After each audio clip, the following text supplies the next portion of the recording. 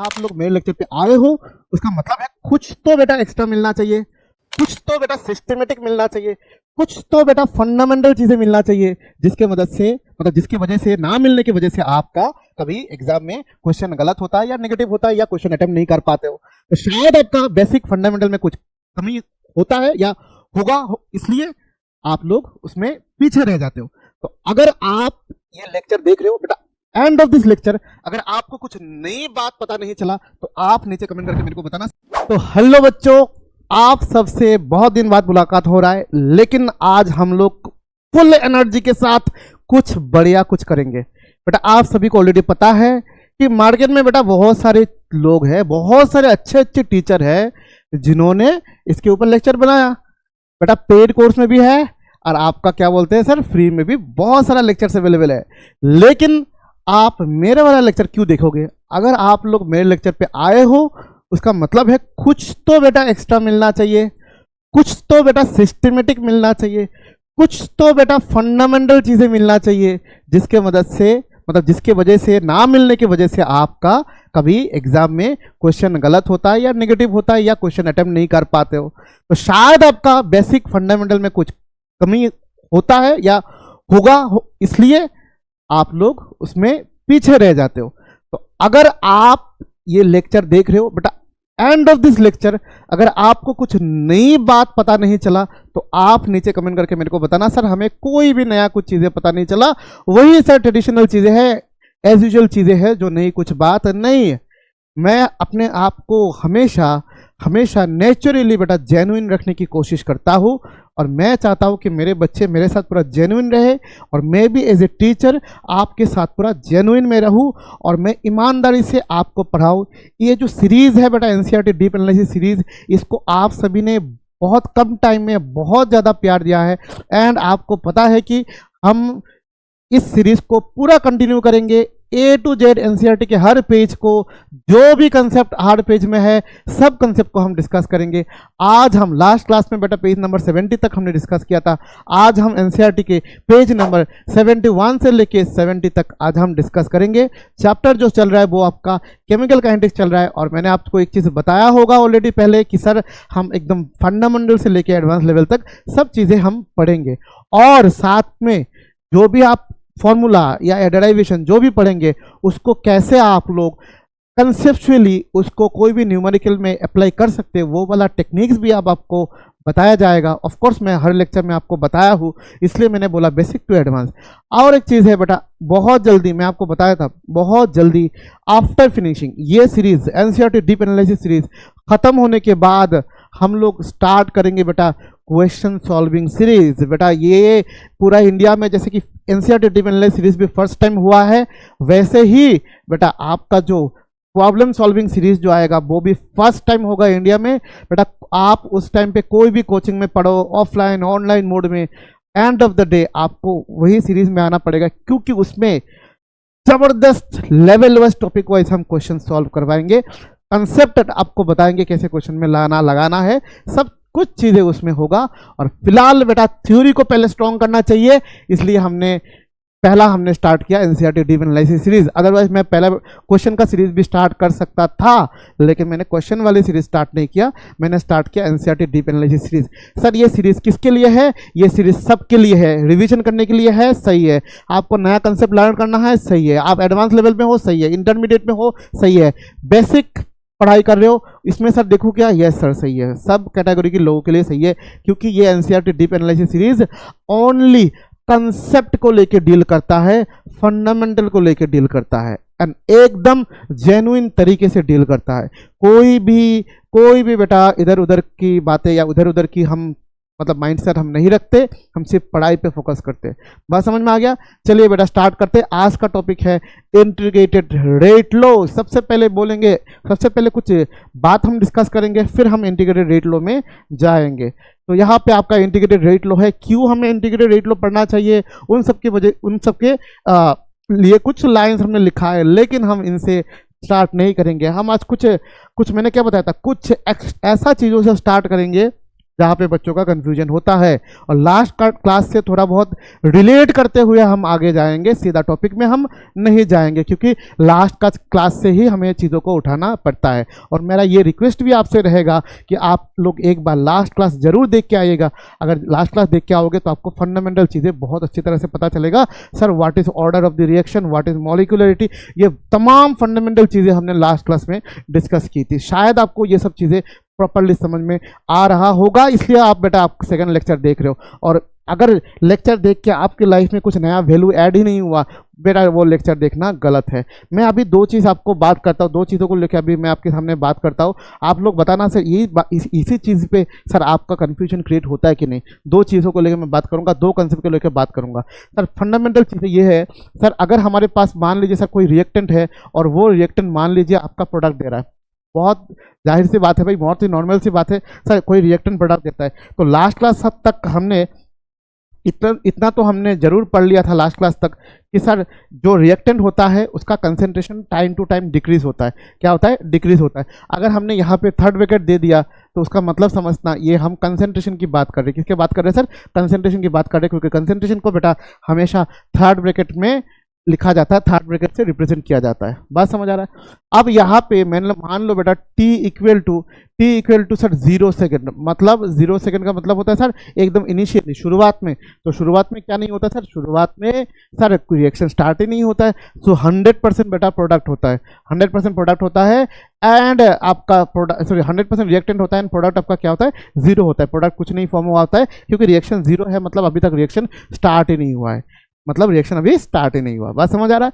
अब देखो इसमें से हमने एक चीज़ आपको बताया था, अभी मैं ही क्वेश्चन करूंगा, मैं ही आंसर दूंगा, क्योंकि देखो अब यहाँ पे अगर मैंने पढ़ाना स्टार्ट किया है बेटा, ऐसा नहीं कि आज सुबह सुबह मन हुआ उठ के पढ़ाना स्टार्ट कर दिया।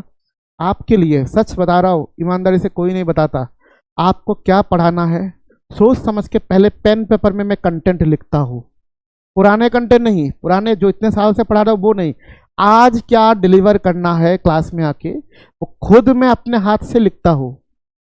इवन वो कॉपी भी नहीं लिखता, मैं शीट में लिखता हूँ, मोस्टली शीट में या कभी कभी कॉपी में लिखता हूँ, जो सामने रहता है उसमें मैं उसको सामने रखता हूँ, कहीं ना कहीं रखता हूँ, ताकि और मैं जब पढ़ा लेता हूँ ना तब आधा घंटा 1 घंटा होने के बाद मैं एक बार जाके देखता हूँ कुछ तो छूट तो नहीं गया, कुछ छूट तो नहीं गया, कुछ इन्फॉर्मेशन मैंने छूट तो नहीं, क्योंकि इंसान है भाई, इंसान है, ह्यूमन ब्रेन है बेटा, रोबोट नहीं है कि आप 20 MB ट्रांसफर करोगे तो 20 MB कॉपी करोगे तो 20 MB पेस्ट होगा। नहीं बेटा, 19 पॉइंट समथिंग भी पेस्ट हो सकता है।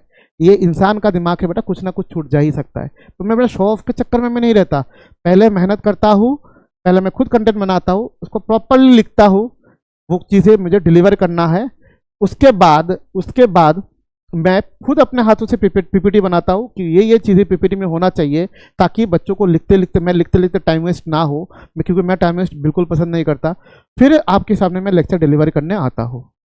बात समझ आया क्या बोला? तो इसलिए सब कुछ ऐसे नहीं होता। और बेटा क्लास में आया हूँ तो थोड़ा बहुत ऑफलाइन के एक अच्छा मतलब एक कुछ साल के एक्सपीरियंस ऑफ कोर्स लेके मैं आया हूँ, तभी मैं यहाँ पे अब रिकॉर्डेड फॉर्म में आपको पढ़ा रहा हूँ, ताकि मुझे लगना चाहिए कि पीछे जो कैमरे के पीछे जो बच्चे बैठे हुए हैं उनको क्या डाउट हो सकता है। और डाउट एक्सपीरियंस से पता चलता है, नॉलेज से पता नहीं चलता, क्योंकि एक्सपीरियंस से बताता है कि पीछे वाले बच्चों को, बैक बेंचेस वालों को कौन सी टॉपिक में दिक्कत होता है, कौन सी चीज़ों को रिपीट करना चाहिए, ये सब एक्सपीरियंस से ही आता है। बात समझ आया? उतना बेटा उतना मिनिमम एक्सपीरियंस है कि मैं बता पाऊँ कि बच्चों का दिक्कत कहाँ पे होता है, उतना हम रोज़ बच्चों को डील करते हैं तो पता चलता है कि उनका बेसिक प्रॉब्लम कहाँ पे आता है। तो इसलिए मैंने क्या बोला, इसलिए मैं टाइम पास वाला वो लाइव सेशन अरेंज ना करके हम लोग रिकॉर्डेड सेशन यूज़ करते हैं, ताकि जो मिले आप कंटेंट, आपको बढ़िया तरीके से कंटेंट मिले, कोई उसमें टाइम पास वाली बात ना हो। और ये सब चीज़ें बताना जरूरी है, इसलिए मैं बता रहा हूँ। कई सारे बच्चे रिक्वेस्ट कर रहे सर लाइव लेक्चर अटेंड करो, बेटा लाइव लेक्चर्स अटेंड में बेटा लाइव में टाइम पास ज़्यादा होता है। लाइव में मैंने देखता हूँ हेलो बच्चों ये सब बोल के बहुत टाइम पास होता है, हम इसलिए रिकॉर्डेड करते हैं ताकि टाइम वेस्ट ना हो। और दूसरी बात है सर, अगर उनमें इससे भी आपको कुछ डाउट आ गया, क्योंकि मैं श्योर हूँ 80% चीज़ों में आपको डाउट नहीं आएगा, क्योंकि मैं इसको रिपीट करता रहता हूँ, फिर भी आपके हाथ में भी कंट्रोल होता है, आप भी रिपीट कर सकते हो। फिर भी कुछ डाउट होने से आप रिक्वेस्ट डालते रहो, हम एक दिन आ जाएंगे लाइव में, एक दिन लाइव आ जाएंगे, आके डाउट सॉल्व करके चले जाएंगे, क्या दिक्कत है भाई? ठीक है। तो ये रिएक्टेंट है, आपको पता है कि रिएक्टेंट धीरे धीरे डिक्रीज होता है, एक टाइम जाके रिएक्टेंट 0 होता है एंड प्रोडक्ट धीरे धीरे इंक्रीज होकर प्रोडक्ट क्या बन जाता है, 100 बन जाता है। ये होता है किस्सा सर, रिएक्टेंट डिक्रीज होता है, प्रोडक्ट सर क्या होता है सर, इंक्रीज होता है। इसलिए हम जैसे ही रेट इक्वेशन को लिखते हैं, रेट को लिखते हैं तो क्या लिखते हैं sir, minus d concentration of reactant by dt and equal to plus d concentration of product by dt। क्यों? क्योंकि रिएक्टेंट का कंसेंट्रेशन घटता है और प्रोडक्ट का कंसेंट्रेशन बढ़ता है, इसलिए पहले ही माइनस लगा देते ताकि रेट नेगेटिव ना हो, बिकॉज हमारा जो रेट है वो हमेशा हमेशा हमेशा रेट क्या होता है सर, पॉजिटिव होता है। रेट हमेशा क्या होता है बेटा, पॉजिटिव होता है। इस बात पे ध्यान रखना, रेट हमेशा पॉजिटिव होता है, ठीक है। तो ये हमने रेट इक्वेशन लगाया था। लेकिन कभी आपने सोचा सर डिक्रीज तो कई तरीके से डिक्रीज हो सकता है, किस टाइप का डिक्रीज की बात आप कर रहे हो सर, हमें भी जानना है सर किस तरीके की डिक्रीज की बात आप कर रहे हो सर। डिक्रीज तो कई तरीके का डिक्रीज हो सकता है सर, एक दो एग्जांपल बताइए ना सर, क्या डिक्रीज होता है सर। डिक्रीज का मैं पैटर्न बताता हूँ सर, ये है रिएक्टेंट, ये है प्रोडक्ट।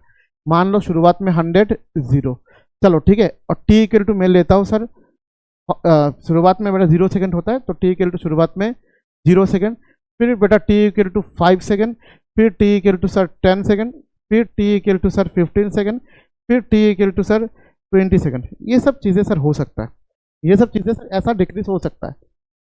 तो अगर मैंने बोला ऐसा डिक्रीज हो सकता है, सही बात है, तो ऐसा मतलब टाइम इंटरवल हमने दिया। अब डिक्रीज में दिखाऊंगा, डिक्रीज कैसा होता है। डिक्रीज सर ऐसा होता है कि सर मान लो सर ये 80 हुआ, तो इधर 20 हो गया, मतलब 20% रिएक्टेंट प्रोडक्ट में कन्वर्ट हो गया। सर ये 80 के बाद सर ये 90 हुआ सर, तो 80 ज़्यादा, पहले 80 बोलना ठीक नहीं था, पहले 90, चलो पहले मैंने क्या बोला सर, ये मान लो 90 हुआ, ये 10 हुआ, फिर ये 80 हुआ, ये 20 हुआ, ये 70 हुआ, ये सर 30 हुआ, ये 60 हुआ, ये 40 हुआ। मतलब क्या सर, 60 रिएक्टेंट बच गया, प्रोडक्ट सर 40 हो गया, यही बात है। तो ये जो डिक्रीज होता है, ये एक टाइप ऑफ डिक्रीज होता है सर। देखो टाइम इंटरवल भी इक्वल है, 5-5 सेकंड का टाइम इंटरवल है, और जो घट रहा है वो भी एक फिक्स इंटरवल में घट रहा है। फिक्स इंटरवल में क्या हो रहा है, वो घट रहा है। लेकिन बेटा क्या जरूरी है कि हमेशा सिनारियो सेम हो? बेटा सिनारियो तो बेटा और कुछ हो सकता है, जैसे कि रिएक्टेंट है और मान लो प्रोडक्ट है, आप देख रहे हो सर इक्वल टाइम इंटरवल में इक्वल क्या हो रहा है सर, घट रहा है। लेकिन ऐसा भी तो हो सकता है सर, शुरुआत में प्रोडक्ट 100 था, अभी हो गया 50, फिर हो गया सर 25, फिर हो गया सर 12.5, फिर हो गया सर 6.25। सर ऐसा भी तो घटा जा सकता है, ऐसा भी तो घट सकता है, मतलब 100 का आधा, उसका आधा, उसका आधा, उसका आधा, ऐसा भी तो घट सकता है। या इक्वल इंटरवल में इक्वल पार्ट आप घट रहा है, मतलब इक्वल अमाउंट ऑफ कंसंट्रेशन घट रहा है, ये भी तो हो सकता है। या हर बात में हर 5 सेकंड में आधा आधा होते जा रहा है कंसंट्रेशन, इसको भी घटना बोलते हैं। ये भी डिक्रीज होना जाता है। बातों की गहराई को समझ पा रहे हो? ये सब चीज़ों जो बताइए कोई बुक में नहीं है, या आप लोग कोई उसमें नहीं पढ़ोगे, क्या बोलते हैं, कोई लेक्चर या कोई आपको बताएगा नहीं। शायद मैं पहली बार बता रहा हूँ आपको, अगर आपने और कहीं से पढ़ लिया होगा। तो घटना जो होता है ना, जो घटता जो है उसका भी आपका अलग स्टाइल भी हो सकता है। ऐसा भी घट सकता है रिएक्टेंट, और ऐसा भी रिएक्टेंट घट सकता है, आधा आधा आधा आधा भी हो सकता है, एंड इक्वल पार्ट भी घट सकता है। ठीक है, ये होता है घटने का 2 स्टाइल। और प्रोडक्ट जैसा घटेगा वैसा प्रोडक्ट बढ़ेगा, सिंपल बात है। तो ये एक हो सकता है, ये क्वेश्चन दिमाग में रखना सर, कब कौन सा होगा, कब कौन सा होगा। ठीक है, तो ये याद रखना सर, 2 टाइप का जो डिक्रीज होता है रिएक्टेंट, 2 टाइप का डिक्रीज होता है, ये पहले टाइप, ये दूसरी टाइप। ठीक है, अब नया और एक चीज बताता हूं। ठीक है, आपको लगता है सर इधर हम अगर कंसंट्रेशन रखे और इधर हम अगर टाइम रखे, तो ये कंसंट्रेशन वर्सेस टाइम ग्राफ हो गया। ठीक है, टाइम के साथ सबको पता है सर प्रोडक्ट बढ़ता है, और टाइम के साथ प्रोडक्ट घटता है। तो इस ग्राफ को क्या बोलोगे सर, ये कंसंट्रेशन ऑफ प्रोडक्ट होकर टाइम के साथ बढ़ रहा है, ये कंसंट्रेशन ऑफ रिएक्टेंट हो रहा है जो टाइम के साथ घट रहा है, टाइम के साथ घट रहा है। सिंपल सी बात है, यही होता है सर। ऐसा भी तो ग्राफ हो सकता है, कोई दिक्कत नहीं सर, ऐसा ग्राफ हो सकता है। दूसरी बात ये है कि सर क्यों सर इसको बोलते हैं एक्सपोनेंशियली इंक्रीज, और इसको बोलते हैं एक्सपोनेंशियली डिक्रीज। वो लीनियरली नहीं हो रहा है, एक्सपोनेंशियली हो रहा है, सीधा नहीं हो रहा है। सर ऐसा भी हो सकता है sir, linearly increase and linearly decrease. क्या ये वाली बात नहीं हो सकता सर? रिएक्टेंट लीनियरली डिक्रीज हो रहा है और प्रोडक्ट लीनियरली इंक्रीज हो रहा है, दोनों ही कंसंट्रेशन वर्सेस टाइम ग्राफ है। तो क्या सर ये वाली बात नहीं हो सकता? क्या ये वाली बात लिखने से गलत है? तो इन दोनों में से कौन होता है? बताएंगे, टाइम आने दो, बताएंगे। ये दो क्वेश्चन आपके सामने रखा, बात हमने आपके सामने रखा जिसका आंसर आज की क्लास में मिलेगा आपको। सर घटना कैसा होता है सर, कैसा डिक्रीज होता है सर, ये पहले वाली स्लाइड में बताया, और अब बताया कि ग्राफ का nature sir linearly increase linearly decrease हो रहा है या sir exponential increase exponential decrease हो रहा है। ये भी तो एक क्वेश्चन मार्क है। ये दोनों क्वेश्चन का आंसर आज की क्लास में हम पढ़ेंगे। बेटा मेरा मानना यह है कि कुछ चीजें सिलेबस में होने से ही हमें पढ़ना होता है, ये जरूरी नहीं है। सबके पीछे सॉलिड रीजन होना चाहिए कि हम क्यों पढ़ रहे हैं, सॉलिड रीजन होना चाहिए सर, इस रीजन की वजह से हम पढ़ रहे हैं। बात समझ आ रहा है? और मैं अपना क्लास को बहुत नेचुरल रखना चाहता हूँ, बहुत नेचुरल, आपके साथ नॉर्मली जैसे क्लास में बातचीत होता है, ठीक है, ऐसा ही होना चाहिए कि सामने वाले को देख के पता चलना चाहिए भाई मेरे से ही बात कर रहा है, भाई मेरे से ही बात कर रहा है। बस समझ आ रहा है क्या बोला? इसलिए जैसे कि ना होता है ना, जो जो लोग एडिट करते हैं, मैं जैसे कि अभी मैंने पानी पीने का मन कर रहा है, ठीक है, पानी पीने का मन कर रहा है, तो आप सोचो पानी पीने का मन कर रहा है और मैं बोलूंगा कि सर, एडिटर को बोलूंगा भाई ये वाला बात काट कर देना कि मैंने पानी पिया था। अरे भाई साहब, पानी क्या इंसान नहीं पी सकते क्या? अरे तो कट करने वाली बात क्या है भाई, पानी पी रहा है तो पी रहा है। मैंने एक क्वेश्चन है तो मेरे पास बुक है, बुक के देख के मैंने क्वेश्चन लिख दिया, अरे भाई ये वाला पार्ट कट कर देना, बुक के देख के क्वेश्चन लिखा। अरे भाई यार नेचुरल है यार, ऑफलाइन क्लास में तो हम ये सब करते हैं हरदम, अलग अलग बुक लेके बैठ जाते, क्या दिक्कत है? बस नेचुरल होना चाहिए, उसमें कोई जज कर लेता तो करने दो, हमें क्या जाता है, ठीक है।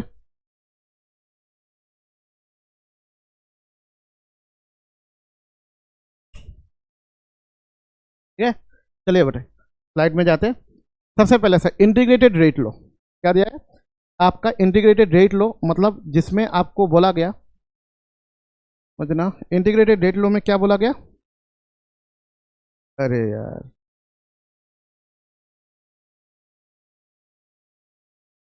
ठीक है,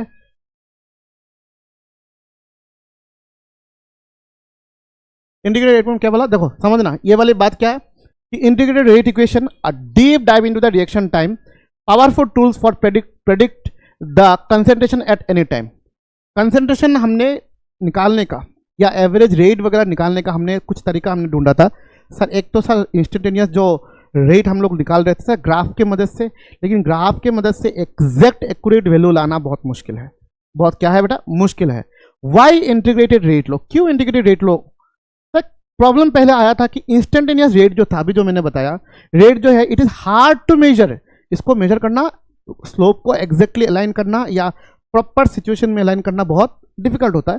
इसलिए need slope and tangent from A versus T graph already देख लिया, तो उसको बहुत डिफिकल्ट होता है उसको मेजर करना। उसके लिए हम क्या करते हैं, सोल्यूशन क्या है sir, we integrate the rate law, get direct relationship between concentration and time. हमको टाइम और कंसेंट्रेशन का डायरेक्ट रिलेशन मिल जाता है, उसके मदद से हम क्या करते हैं, हम एग्जैक्टली हम कंसेंट्रेशन को नाप सकते हैं, एवरेज रेट को या इंस्टेंटेनियस रेट को हम क्या कर सकते हैं, मेजर कर सकते हैं। कोई उसमें दिक्कत वाली बात नहीं होता, इसलिए हम क्या करते हैं, ये इंटीग्रेटेड रेट लो पढ़ते हैं।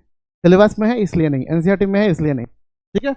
फिर इसमें क्या क्या हेल्प मिलता है sir? Sir determination of rate constant पता चल जाता है, कंसेंट्रेशन एनी टाइम पता चल जाता है, सर हाफ लाइफ पीरियड भी पता चल जाता है, एक रिएक्शन हाफ लाइफ बहुत पॉपुलर थिंग है, वो भी पता चल जाता है। तो इंडिकेटेड रेट इक्वेशन जो होता है वो टाइम मशीन की तरह काम करता है केमिकल रिएक्शन में, तो उसको हम जल्दी हम उसमें जाएंगे। क्या बोला, समझ में आया?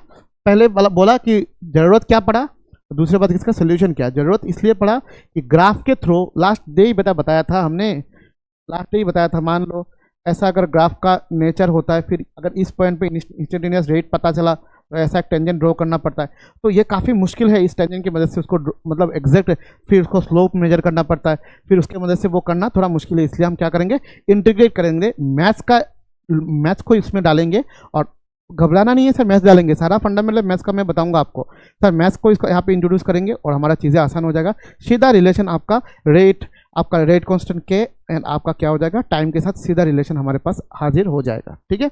इसके लिए हम उसको पढ़ेंगे। तो सबसे पहले integrated rate low for zero order, पता है आपको, लास्ट डे हमने ऑर्डर के बारे में बात किया था, zero order, first order, fractional order और नेगेटिव ऑर्डर, ये सब बातें किया था लास्ट डे, ऑर्डर क्या यूज होता है, ठीक है। तो what is zero order reaction? Simple सी बात है सर, जीरो ऑर्डर रिएक्शन में कोई भी एक रिएक्शन होता है, ऑलरेडी एग्जांपल आप लोगों ने स्टडी कर लिया, जैसे कि ये एक आपका गिवन रिएक्शन है, ये आपका कोई एक रिएक्शन, कोई भी एक रिएक्शन है, क्या होता है जीरो ऑर्डर रिएक्शन में, क्या होता है सर, रेट होता है वो डायरेक्टली प्रोपोर्शनल होता है। ऑफ कोर्स प्रोपोर्शनलिटी कांस्टेंट को हटाने के लिए हमने एक रेट कांस्टेंट के यूज किया, रेट कांस्टेंट के इनटू ये जो कंसंट्रेशन ऑफ ए था उसका पावर क्या होता है सर, जीरो होता है। पावर क्या होता है, जीरो होता है। और anything to the power zero equal to 1 होता है, तो उसका मतलब होता है sir k into 1 equal to क्या होता है सर, के। सिंपल सी बात है, मतलब वो जो होता है ना कंसंट्रेशन ऑफ ए यानी कि रिएक्टेंट के ऊपर वो डिपेंड करता ही नहीं, उसको क्या बोलते हैं, जीरो ऑर्डर रिएक्शन। तो यहाँ पे क्या लिखा कि reaction rate remain unchanged even the reactant is consumed. क्या बोला कि रिएक्टेंट के कंसंट्रेशन के ऊपर डिपेंड करता ही नहीं है, इसलिए इसको क्या बोलते हैं, जीरो ऑर्डर रिएक्शन। तो अब जीरो ऑर्डर रिएक्शन की रेट जो इंटीग्रेटेड रेट लॉ है वो हम क्या करेंगे, हम इसको डेराइव करेंगे। ठीक है, तो हमें यहाँ पे डेराइव करना पड़ेगा sir, derivation of integrated rate law. सबसे पहले डेराइवेशन खाली जगह छोड़ दिया ताकि मैं आपको समझाऊंगा सर कैसे इसको डेराइव किया जाए। कोई भी एक ले लो सर, अरे भाई कोई भी एक ले लो, जैसे कि मान लो ए है वो दे रहा है बी प्लस सी। चलो बेटा इसको गैसियस स्टेट में ले लेते, अच्छा लगता है।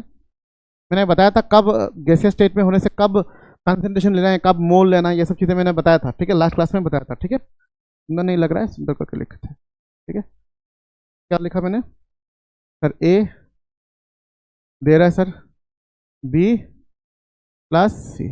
इतना हमें पता है सर, ये वाली जो चीज़ है वो प्रोडक्ट है, इतना हर बच्चों को पता होता है। ठीक है, और ये वाली जो चीज़ है वो आपका रिएक्टेंट है, वो वाली चीज़ क्या है आपका रिएक्टेंट है, और ये वाली चीज़ क्या आपका प्रोडक्ट है, ये आपको पता है।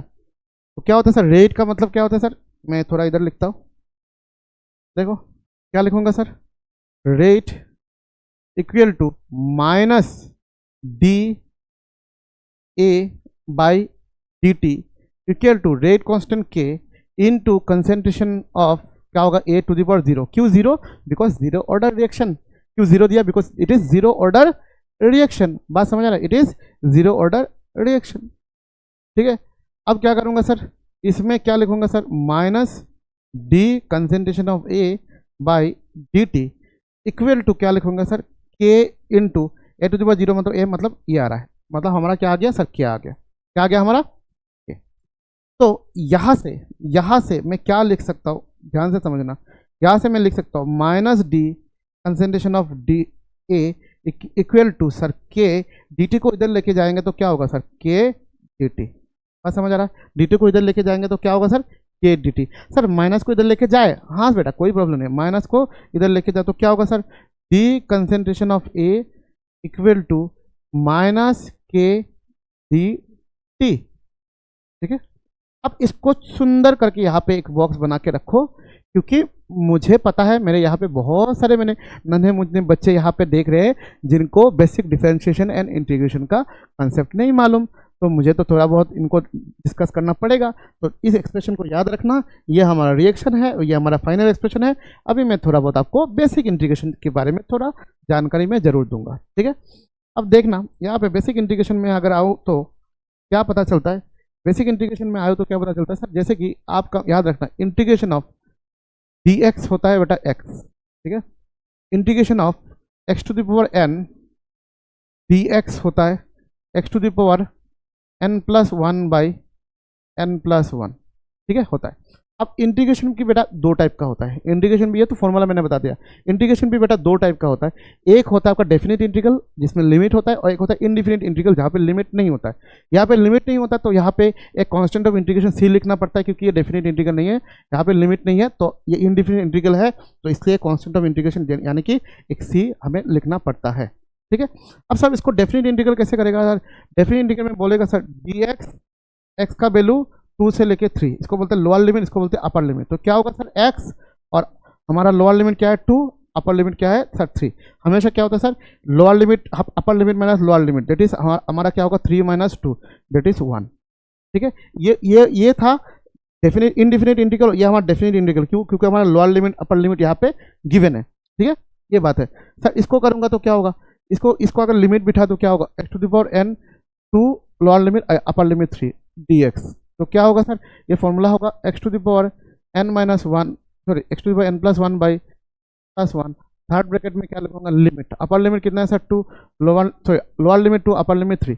तो अब क्या करेंगे सर, n प्लस वन क्या होगा, n प्लस वन कॉन्स्टेंट है, इसको बेटा बाहर लेके आओ, n प्लस वन कॉन्स्टेंट, और इधर पे क्या लिखूंगा x to the power n plus one, और यहाँ पे 2, इधर क्या होगा 3। तो क्या होगा सर 1/n प्लस वन, ठीक है, 1/1 प्लस वन। यहाँ पे क्या लिखूंगा, अपर लिमिट क्या है सर, अपर लिमिट है सर 3, तो क्या लिखूंगा 3 to the power n plus one minus 2 to the power n plus 2 to the power n plus one.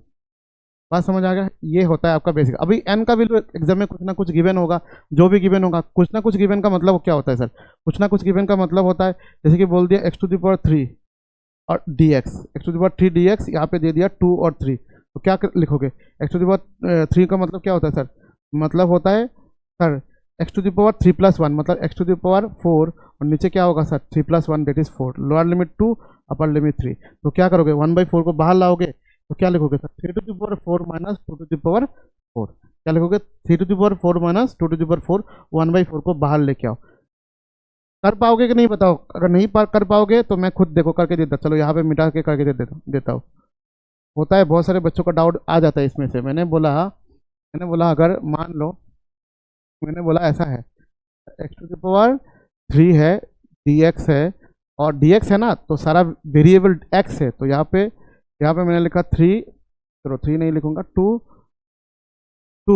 और अपर लिमिट 3। तो इसका फॉर्मूला क्या होता है sir, x to the power 3 plus 1/3 plus 1 और लोअर लिमिट 2 अपर लिमिट 3। तो क्या होगा sir x to the power 4/4 lower limit आपका 2 अपर लिमिट 3। क्या होगा बताओ सर, तो एक्स टू द पावर 3 है, sorry x to the power 4 है, 1/4 कांस्टेंट है, 1/4 कांस्टेंट है, बाहर निकालो, 1/4 बाहर निकालो। अब क्या करोगे sir x to the power 4 lower limit 2 upper limit 3, तो क्या होगा 1/4 इंटू एक्स की जगह 3 बिठाओ, 3 to the power 4 minus 2 to the power 4, खत्म।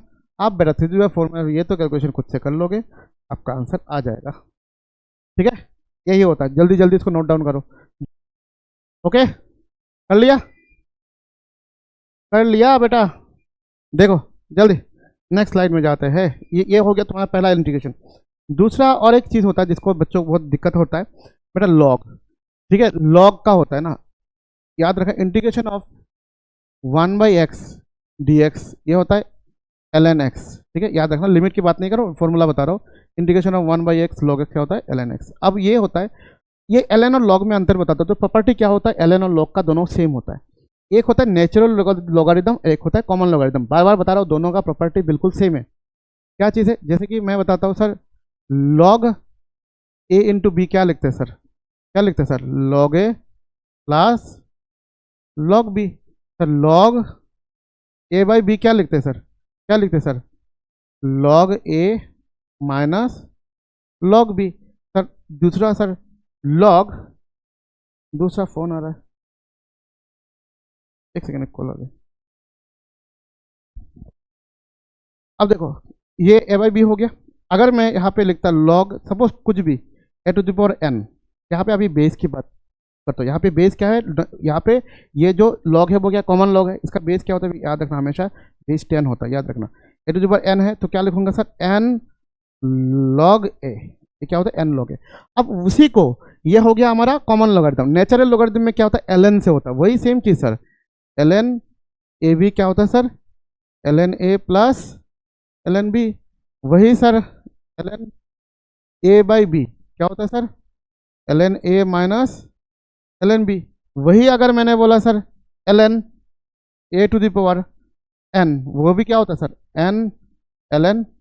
याद रखना यहाँ पे बेस e होता है, यहाँ पे बेस क्या होता है e होता है। नेचुरल लॉगरिथम में, कॉमन लॉगरिथम में क्या होता है बेस 10 होता है, बाकी सारा प्रॉपर्टीज क्या होता है सेम होता है। इनके बीच में सर एक रिश्ता भी है, रिलेशन भी है, इसको याद रखना सर। कोई भी ln x इक्वल टू 2.303 याद रखना log x, ये इंपॉर्टेंट रिलेशन है, ये बहुत ज़्यादा काम पे आएगा आपको, ठीक है। कि ln x equal to 2.303 log x, ये सबसे काम का चीज़ है, प्रॉपर्टी सेम है बाकी है। और इसका इंटीग्रेशन में बोल दिया, integration of 1/x dx ln x होता है, उसको अगर log में कन्वर्ट करना है सर इसको लिख सकते हो सर इसको क्या लिखोगे सर, तो लिखना ही है तो क्या लिखोगे 2.303 सर log x, सिंपल है। लिमिट जब आएगा तब देखेंगे, लिमिट का फॉर्मूला सेम है। अगर फॉर्मूला पता चल गया तो आपको क्या करना है sir, upper limit minus lower limit करना है, दैट्स इट, और कुछ नहीं चाहिए आपको, ठीक है। अब हम जाएंगे, हमारा जो पिछले जो बातचीत चल रहा था वहाँ पे हम जाएंगे, ठीक है, क्योंकि हम इस यहाँ पे इंटीग्रेट करेंगे। अब देखो यहाँ पे मैं दो चीज बात कर लेता हूँ आपसे कि सर अगर हमने यहाँ पे मान लो हमने क्या लिया था सर, ए जो है वो क्या दे रहा है आपका, मान लो कुछ प्रोडक्ट दे रहा है, बी प्लस सी जो भी है आपका प्रोडक्ट दे रहा है, ठीक है। तो इनिशियल मोल इसका ए होता है, अगर t equal to zero, t equal to 0 second में अगर इनिशियल मोल ए होगा तो ये क्या होगा, 0 होगा, ठीक है। और उसी ए को, ए होता है इनिशियल मोल, उसी ए को कुछ बुक बेटा ए नॉट लिख लेते हैं, क्या लिखते हैं, ए नॉट लिखते हैं। एक ही बात है, दोनों ही इनिशियल कंसेंट्रेशन ऑफ ए। मान लो टी इक्वल टू समथिंग कुछ सेकंड में हमने बोला सर ए माइनस एक्स, मतलब एक्स अमाउंट सर प्रोडक्ट में कन्वर्ट हो गया, तो ये हमारा फाइनल कंसेंट्रेशन है। इसी को ही कुछ लोग लिखते हैं sir A not, sorry A T, इसको लिखते हैं टी, मतलब after time T, concentration after time T. A not क्या है सर, ए नॉट क्या है सर, कंसेंट्रेशन अब इनिशियल कंसेंट्रेशन, और ये concentration after T, time T. तो आप यहाँ पे क्या कर सकते हो सर, आप यहाँ से ए भी लिख सकते हो या ए नॉट भी लिख सकते हो सर, ए माइनस एक्स भी लिख सकते हो सर, ए टी भी लिख सकते हो, दोनों ही सेम बात है। ए टी का मतलब क्या होता है sir, concentration after time T, ये होता है, ठीक है। दोनों ही कंफ्यूज नहीं होने का, क्योंकि वही बात बार बार होगा, अलग अलग बुक में अलग अलग एक्सप्रेशन, अलग अलग सोल्यूशन जब बुक का देखते हो वो अलग अलग तरीके से सॉल्व करता है। तो अगर ये सब अलग अलग तरीके से सॉल्व कर रहा है तो आपको बड़ा समझने में तो परेशानी होता है, इसलिए आपका परेशानी का हाल मैंने निकाल दिया, ठीक है। अब यहाँ पे क्या करेंगे सर, हमारा जो इक्वेशन था वो क्या था सर, हमारा इक्वेशन था डी ए इक्वल टू, क्या था हमारा सर, डी ए, आप लोग कॉपी में है देखो, D A equal to minus के डी टी था, याद है कि नहीं, देख लो यही था आपका के डी टी था, देख लो थोड़ी देर पहले हमने वहीं पे जाकर रखा था, ठीक है, देखो यहीं पे रखा था, देखो D A equal to K minus के डी टी, ठीक है, ठीक है, D A equal to minus के डी टी। अब इसको इंटीग्रेट करो, इंटीग्रेट इसको डी एक्स समझो, तो क्या होगा सर, डी कंसेंट्रेशन ऑफ ए, और लोअर लिमिट क्या लगाएंगे सर, लोअर लिमिट लगाएंगे सर ए नॉट, और अपर लिमिट क्या लगाएंगे सर, ए टी, ठीक है। और यहाँ पे क्या लगाएंगे सर, यहाँ पे लगाएंगे माइनस इंटीग्रेशन ऑफ के डी टी, और ये टाइम वेरिएबल है तो यहाँ पे टाइम इक्वल टू क्या लगाएंगे सर, 0 से कुछ टी सेकंड तक जा रहा है, ठीक है। अब याद रखना इसको आप दो, यहाँ पे अगर हमने लिमिट लगा दिया, अगर मैंने यहाँ पे लिमिट लगा दिया मतलब ये डेफिनेट इंटीग्रल है, कोई कांस्टेंट ऑफ इंटीग्रेशन लिखने की जरूरत नहीं है। तो क्या होगा sir, integration of D x क्या होता है sir, x, integration D x क्या होता है सर, एक्स। तो इसका आपका, मैं ऐसे ही सेकंड ब्रैकेट देना नहीं चाहिए, फिर भी आपको दोनों सेम सेम हो जाएगा, इसलिए लोअर लिमिट कितना है सर, लोअर लिमिट है सर ए नॉट, और अपर लिमिट कितना है सर, ए टी, ठीक है। इसमें क्या होता है, कांस्टेंट जो होता है वो इंटीग्रेशन के बाहर आता है हमेशा, कांस्टेंट तो इंटीग्रेशन की क्या होता है सर, बाहर आता है। तो ये माइनस के इंटीग्रेशन ऑफ, याद रखो integration of D T, integration of D T क्या होगा, वही इंटीग्रेशन ऑफ डी टी क्या होगा सर, टी, तो क्या होगा sir, T lower limit 0 upper limit T. यहाँ पे क्या होगा sir, upper limit minus lower limit, यानी कि ए की जगह क्या आएगा सर, ए की जगह आएगा एक बार 80 माइनस ए नॉट, तो क्या आया sir, A T minus A not equal to minus K, यहाँ पे क्या आएगा sir, T minus 0, T minus 0। क्या मैं सर यहाँ पे कंटिन्यू करो इसको, आप लोग अगर बुरा ना मानो तो क्या लिखूंगा सर, क्या लिखूंगा sir, A T equal to, sorry A T minus A not equal to minus A T, और इसको सुंदर करके लिख सकते हो sir, A T equal to A naught, A T equal to A naught minus A T, क्योंकि A not को हमने उस साइड लेके गया। तो ये हमारे सामने जो आया एक सुंदर सा एक्सप्रेशन आ गया, सुंदर सा एक्सप्रेशन आ गया ये वाला, ठीक है, ये वाला एक्सप्रेशन एक सुंदर सा एक्सप्रेशन हमारे सामने आ गया, ठीक है, नोट डाउन करो।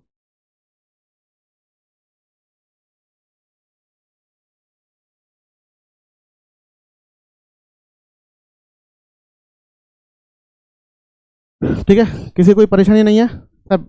क्वेश्चन कभी कभी बच्चा पूछता है सर ये डेफिनेट इंटीग्रल ना लगा के इनडेफिनेट इंटीग्रल लगा के भी कर सकते हैं क्या, आंसर है यस, ठीक है, आंसर है यस। कैसे कर सकता हूँ मैं बताता हूँ। एक्सप्रेशन क्या आया सर, एक्सप्रेशन यही आया, याद रखना एक्सप्रेशन यही आया sir, A T equal to A naught minus A T, यही एक्सप्रेशन आया सर। आपने थोड़ी देर पहले क्या बताया था सर, थोड़ी देर पहले क्या बताया सर, ए नॉट का मतलब क्या होता है ए, और ए टी का मतलब क्या होता है ए माइनस एक्स। तो ए नॉट का मतलब क्या होता है सर ए, ए टी का मतलब क्या होता है sir A minus X minus K T, A cancel, minus X equal to minus K T, therefore sir X equal to K T, ये होता है। और एक एक्सप्रेशन याद रखना, इसका ग्राफ भी आप ड्रॉ कर सकते हो। इसका मतलब क्या हुआ सर, x का मतलब क्या होता है सर, यहाँ पे अगर लॉजिकली बताए सर x का मतलब क्या होता है सर, x का मतलब होता है वो अमाउंट ऑफ रिएक्टेंट जो प्रोडक्ट में कन्वर्ट होता है, x का मतलब होता है वो अमाउंट ऑफ रिएक्टेंट जो प्रोडक्ट में कन्वर्ट होता है। तो ए नॉट क्या था इनिशियल, ए टी क्या है concentration of A after time T. तो x का मतलब क्या होता है सर, यहाँ से x का मतलब क्या हो सकता है, x का मतलब होता है सर ए नॉट, x का मतलब होता है ए नॉट जो हमारा इनिशियल कंसेंट्रेशन है माइनस आफ्टर टाइम कितना कंसेंट्रेशन बचा है।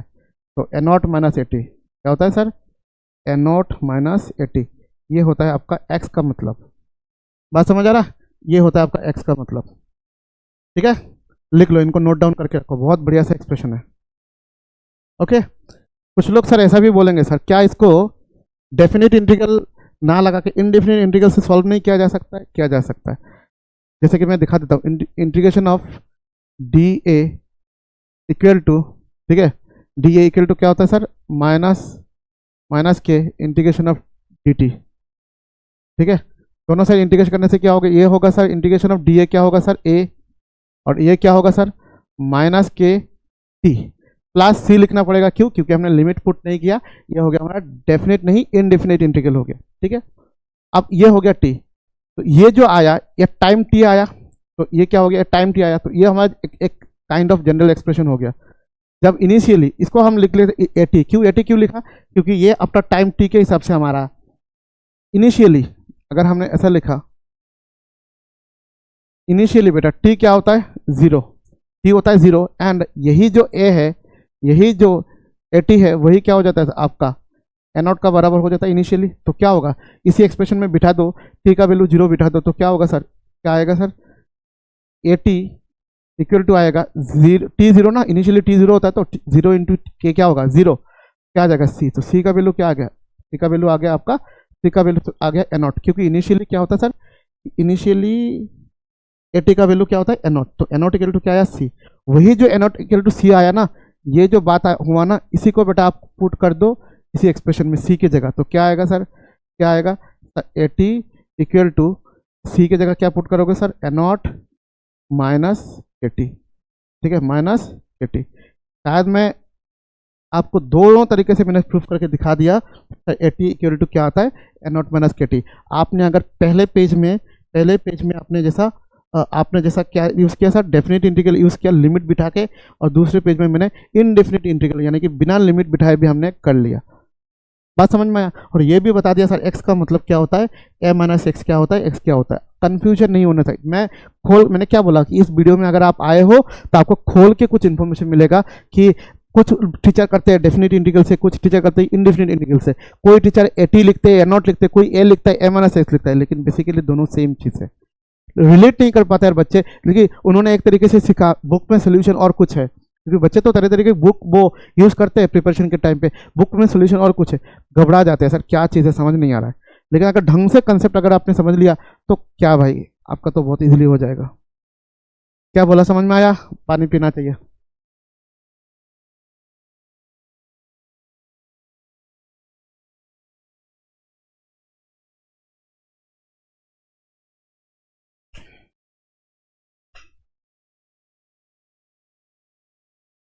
ये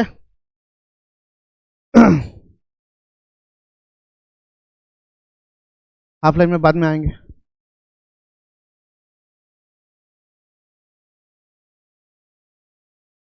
ठीक है, ये वाली बात बता दिया।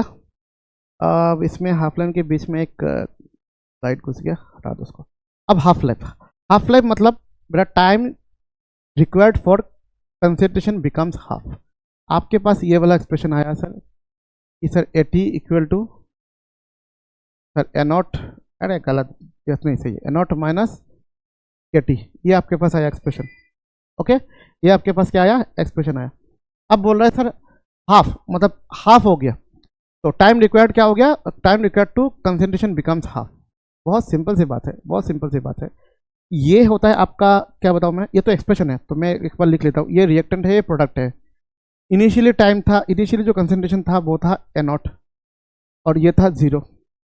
फाइनल में इसको मत लिखते हैं, फाइनल हो गया सर 80 और ये हो गया सर कुछ तो होगा। ये एक्चुअली एक्स, तो ये एक्चुअली कुछ तो नहीं, इसका भी वैल्यू है, इसका वैल्यू है बेटा N0 माइनस 80। ये कहाँ से आया सर? अरे भाई इनिशियल इतना है, आफ्टर टाइम इतना है, तो कितना कन्वर्ट हुआ सर? N0 minus 80। इसी को कुछ बच्चे ऐसा लिखते हैं सर, ए प्रोडक्ट ए 0, यहाँ पे क्या होता है A माइनस एक्स, यहाँ पे x, और x का वैल्यू ही तो होता है बेटा N0 माइनस टी। बात समझ में आया? कन्फ्यूजन नहीं होने का, ठीक है, सेम चीज़ है। ओके, अब ये कर लिया। अब क्वेश्चन क्या बोल रहा है आपसे? क्वेश्चन बोल रहा है कि सर आधा होना, मतलब अगर यहाँ पे हम लोग ये अगर मान लेते हैं, तो यहाँ पे अगर हम लोग टी हाफ के बारे में सोचते हैं, मतलब आधा कंसंट्रेशन होने का, मतलब आधा किसका सर? इनिशियल का आधा। आधा किसका? इनिशियल का आधा। तो यहाँ पे अगर इस जगह पे अगर हम ये जो 80 फाइनल वाला, उसको अगर हम N0 बाई, उसको हम N0 बाई 2 लिखे, और इसको क्या लिखे sir? N0 minus K, T की जगह क्या लिखे सर? T half. और टी हाफ भी लिख सकते हो सर, और टी 50% भी लिखते हैं। इस यहाँ पे टी हाफ और टी 50% भी लिखते हैं, ये सेम चीज़ है। इसे बताओ, टी हाफ और टी 50% वो दोनों क्या चीज़ है? सेम चीज़ है। तो ये हो गया N0 minus K T half. तो इसको क्या करोगे sir? N0 by 2 minus N0, तो ये आएगा N0, ये आएगा आपका, ये आएगा आपका N0 बाई 2 माइनस इधर से आएगा N0 इक्वल टू बचेगा माइनस के टी हाफ। बताओ सही लिखा? माइनस के टी हाफ लिखा। अब अगर आपने नोट डाउन कर लिया हो तो मैं इसको थोड़ा मिटाना चाहता हूँ, नीचे वाला पोर्शन, ठीक है, मैं थोड़ा मिटाना चाहता हूँ, अदरवाइज आप लोगों को समझ में नहीं आएगा, ठीक है, ठीक है। क्योंकि वीडियो में एक फ़ायदा है बेटा कि आप पीछे जा सकते हो। आप क्या कर सकते हो? आप वीडियो में पीछे जा सकते हो, इसलिए मैं मिटा देता हूँ, ठीक है। ओके, यहाँ से क्या आ रहा है? यहाँ से आ रहा है sir N0 by 2 minus N0 equal to minus K T half. अब देखो N0 बाई 2 माइनस N0 क्या होगा? हाफ से एक को माइनस कर लो तो माइनस हाफ, तो क्या होगा?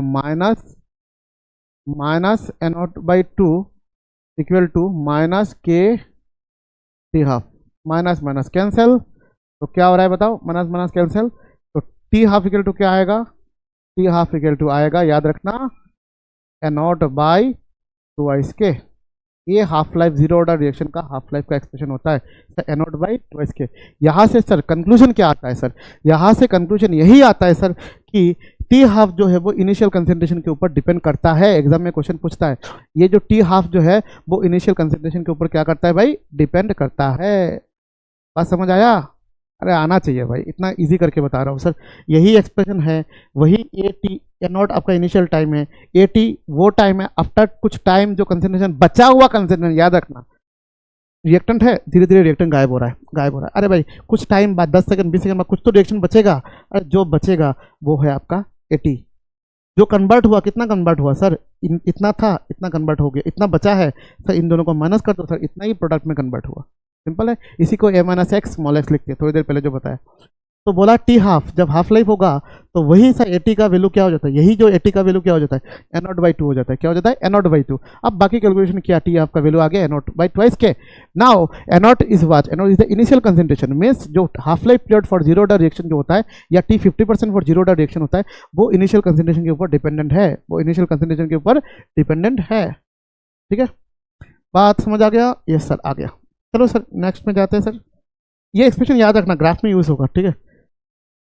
Time for completion, time for completion बहुत अच्छी बात है सर, यही तो हमने पढ़ा सर, यही पढ़ा sir. T equal to sir N0 minus T, और टाइम फॉर कंप्लीशन को सर ऐसा लिख देते ना, टी 100%, अगर आधा 50% होता है तो ये टी 100% होता है। तो यहाँ पे क्या लिखेंगे? 100% कन्वर्ट हो गया, मतलब समझते हो? मतलब समझाता हूँ। सबसे पहले 100% कन्वर्शन का मतलब समझता हूँ। मतलब ये है कि ये ए है और मान लो ये प्रोडक्ट में दे रहा है, ये 100 है, 0 है, धीरे धीरे करके घट रहा है, घट रहा है। और ये 100 का मतलब क्या होता है, यही तो आपका एनॉट है, यही तो आपका क्या है भाई, एनॉट है। ये धीरे धीरे घट रहा है, ये खत्म, मतलब 100% प्रोडक्ट में कन्वर्ट हो गया, मतलब ये 0 हो गया सर। ये जो 80 था वो क्या हो गया, 0 हो गया। तो सिंपल सी बात है, इसमें 80 का वैल्यू क्या पुट करेंगे सर, 0 इक्वल टू क्या होगा सर, 0 इक्वल टू क्या होगा सर, एनॉट माइनस KT। तो यहाँ से क्या आ रहा है सर, यहाँ से के और KT नहीं लिखेंगे, T 100% लिखेंगे, और या T कंप्लीशन लिखेंगे, ठीक है। T 100% इक्वल टू क्या आएगा सर, T 100% लिखेंगे, और यहाँ से क्या आ रहा है, T 100% या T कंप्लीशन इक्वल टू क्या आएगा सर, एनॉट बाई के। T हाफ आ रहा था एनॉट बाई ट्वाइस के, और ये आ रहा है एनॉट बाई के। बात समझ में आ रहा है, T हाफ एनॉट बाई ट्वाइस के, और T ये क्या है, एनॉट बाई के। यहाँ से कंक्लूजन क्या आता है सर, T हाफ जो है वो है एनॉट बाई, मतलब दोनों ही T half and time of completion दोनों ही इनिशियल कंसंट्रेशन के ऊपर डिपेंडेंट है। जो भी बात करता हो बेटा, यहाँ पे आके तो बेटा बॉलीवुड की बातें तो नहीं करता हो बेटा, अगर यहाँ पे आके जो केमिस्ट्री की बातें कर रहा हो तो बेटा आपको हर चीज़ लिखना चाहिए। T हाफ भी इनिशियल कंसंट्रेशन के ऊपर डिपेंडेंट है, एंड T 100 भी इनिशियल कंसंट्रेशन के ऊपर डिपेंडेंट है, because both are directly proportional to A naught. तो क्या लिखूंगा सर, एनॉट बाई ट्वाइस के, ठीक है, एनॉट बाई ट्वाइस के T हाफ, ठीक है। अब इसको क्या लिखूंगा सर, हाफ इंटू क्या लिखूंगा sir, एनॉट by half into एनॉट by के। अब बताओ तो एनॉट बाई के का वैल्यू क्या है, T 100%, तो ये क्या आएगा सर, हाफ इंटू T 100%, यानी कि T कंप्लीशन, या T हाफ 50% बोल सकते हो। मतलब क्या आया सर, क्या यहाँ से कंक्लूजन क्या आता है सर, और एक कंक्लूजन यहाँ पे ड्रॉ किया जा सकता है, तो 2 जन मल्टीप्लाई कर दो sir, T completion equal to 2 times of T half. ये भी बढ़िया सा कंक्लूजन है, यहाँ पे मैंने ड्रॉ किया। सो इस 2 को उधर लेके जाओ ना, तो T हाफ इक्वल टू क्या हो जाएगा, T कंप्लीशन, या T 100%। T हाफ को T 50% भी बोलते हैं। बात समझ आया,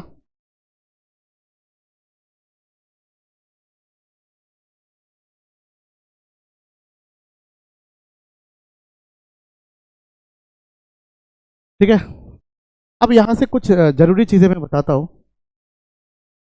ये जरूरी चीजें बताता हूँ। बोला कि time of completion is directly proportional to initial concentration. क्या मानते हो सर, यस सर, हम जरूर मानते हैं टाइम ऑफ कंप्लीशन, क्योंकि ये 100%, सॉरी T 100% क्या आया सर, एनॉट बाई के, तो ये डायरेक्टली प्रोपोर्शनल है। दूसरा sir, time of completion inversely proportional to rate constant, yes sir, ये हम ये मानते हैं इनवर्सली प्रोपोर्शनल। तो आपका नीचे क्या आया था sir, larger the initial concentration the longer the reaction will take place to complete.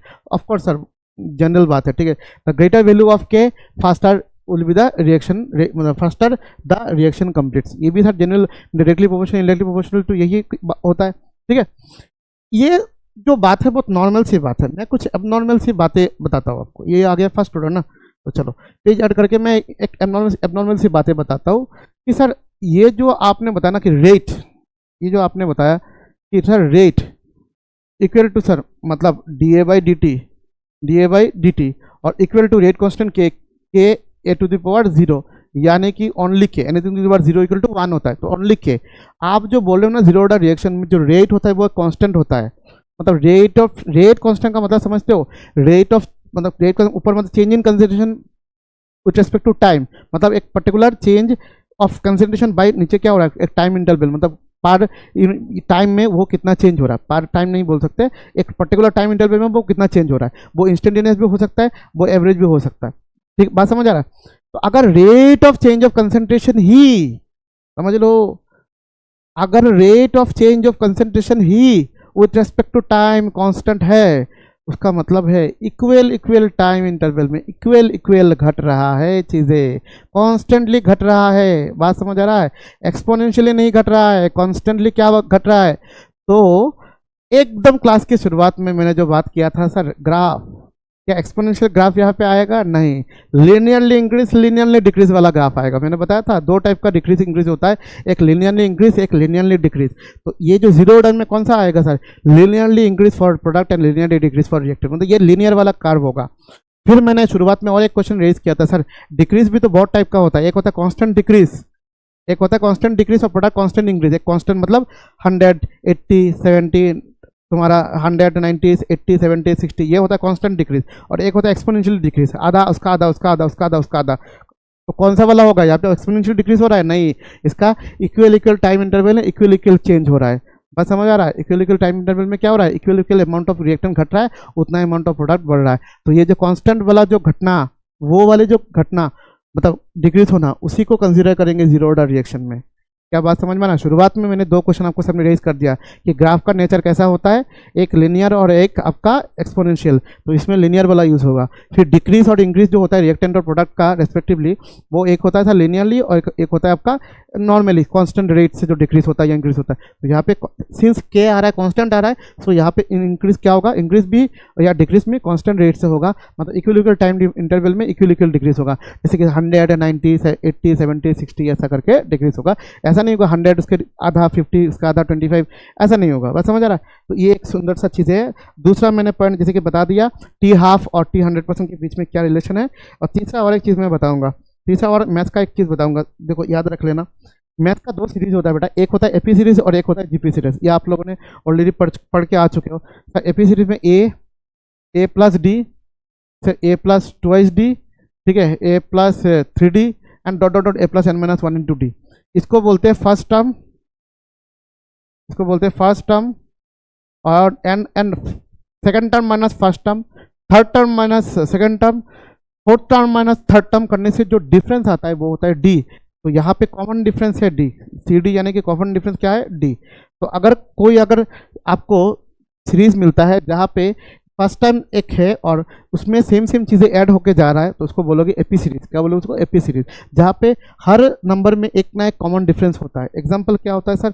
Example sir 2, 4, मैंने अगर बोला सर 2, 4, 6, 8, 10, देख लो सर, फर्स्ट टर्म 2 है, सेकंड टर्म 4 है, मतलब 6, 8, मतलब हर जगह पे सर 2 ऐड हुआ है। हर जगह पे क्या हो रहा है सर? 2 ऐड हो रहा है। यहाँ पे कॉमन डिफरेंस क्या है? या इससे इसको माइनस कर दो सर, 2 आ रहा है, इससे इसको माइनस कर दो, 2 आ रहा है। मतलब यहाँ पे जो कॉमन डिफरेंस कितना है? 2 है, एंड इसको -2 नहीं है, मतलब 2 है, मैं मीन कर रहा हूँ इसको। अगर मतलब इसका कोई दूसरा मीनिंग मत निकाल देना sir. Second term minus first term कितना होता है? 2। Six term, third term minus second term कितना होता है सर? 2। तो ये होता है कॉमन डिफरेंस। तो इस सीरीज को बोलते हैं एपी सीरीज, जिसमें एक फर्स्ट टर्म होता है और एक होता है कॉमन डिफरेंस। ठीक है सर, ये क्यों बता रहे हो सर? इसका क्या मीनिंग है यहाँ पे सर? बताता हूँ, सुनो। हमारा जो एक्सप्रेशन आया, एक्सप्रेशन यही आया sir, A T equal to N naught minus K T. T equal to 0 में क्या आएगा सर?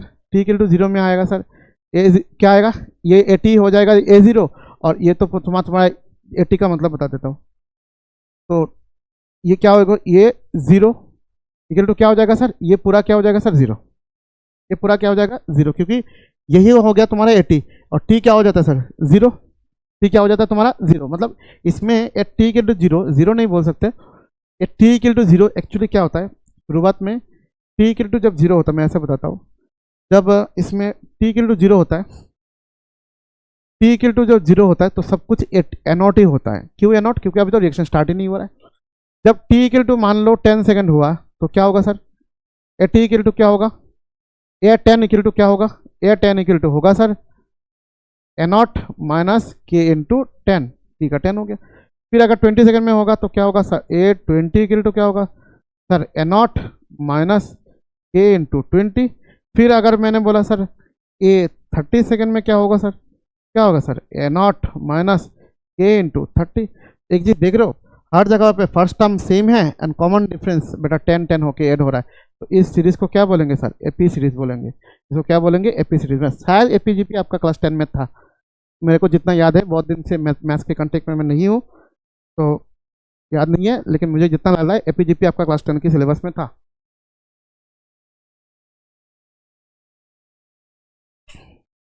ठीक है, क्या बोला? समझ आया? आना चाहिए बेटा, आना चाहिए। ये तो एपी सीरीज। और दूसरा एक चीज पहले से ही बता देता हूँ, अगर यहाँ पे डिस्कस कर रहा हूँ, एक होता है जीपी सीरीज, एक होता है बेटा जीपी सीरीज। कहीं पे काम आ जाएगा क्या मालूम, आज ही आ जाएगा क्लास। ठीक है, आ रहा है, यस, जीपी सीरीज। इसमें होता है sir A R square, A R Q, ऐसा करके A R to the power तुम्हारा n-1। ठीक है, अब ये क्या होता है? ये होता है, एक होता है फर्स्ट टाइम ए और एक होता है कॉमन रेशियो। मतलब आप देखो second term by first term करके देख लो, ए काटने से क्या हो रहा है? आप third term by second term कर लो sir, A R square by A R क्या होगा सर, काटाकुटी करने से क्या होता है R. Fourth term by third term कर लो आर, तो इसमें क्या होता है कॉमन डिफरेंस नहीं, इसमें होता है कॉमन रेशियो। तो अगर ऐसा फॉलो करता है तो इस सीरीज को हम बोलेंगे जीपी सीरीज। क्या बोलेंगे उसको, जीपी सीरीज।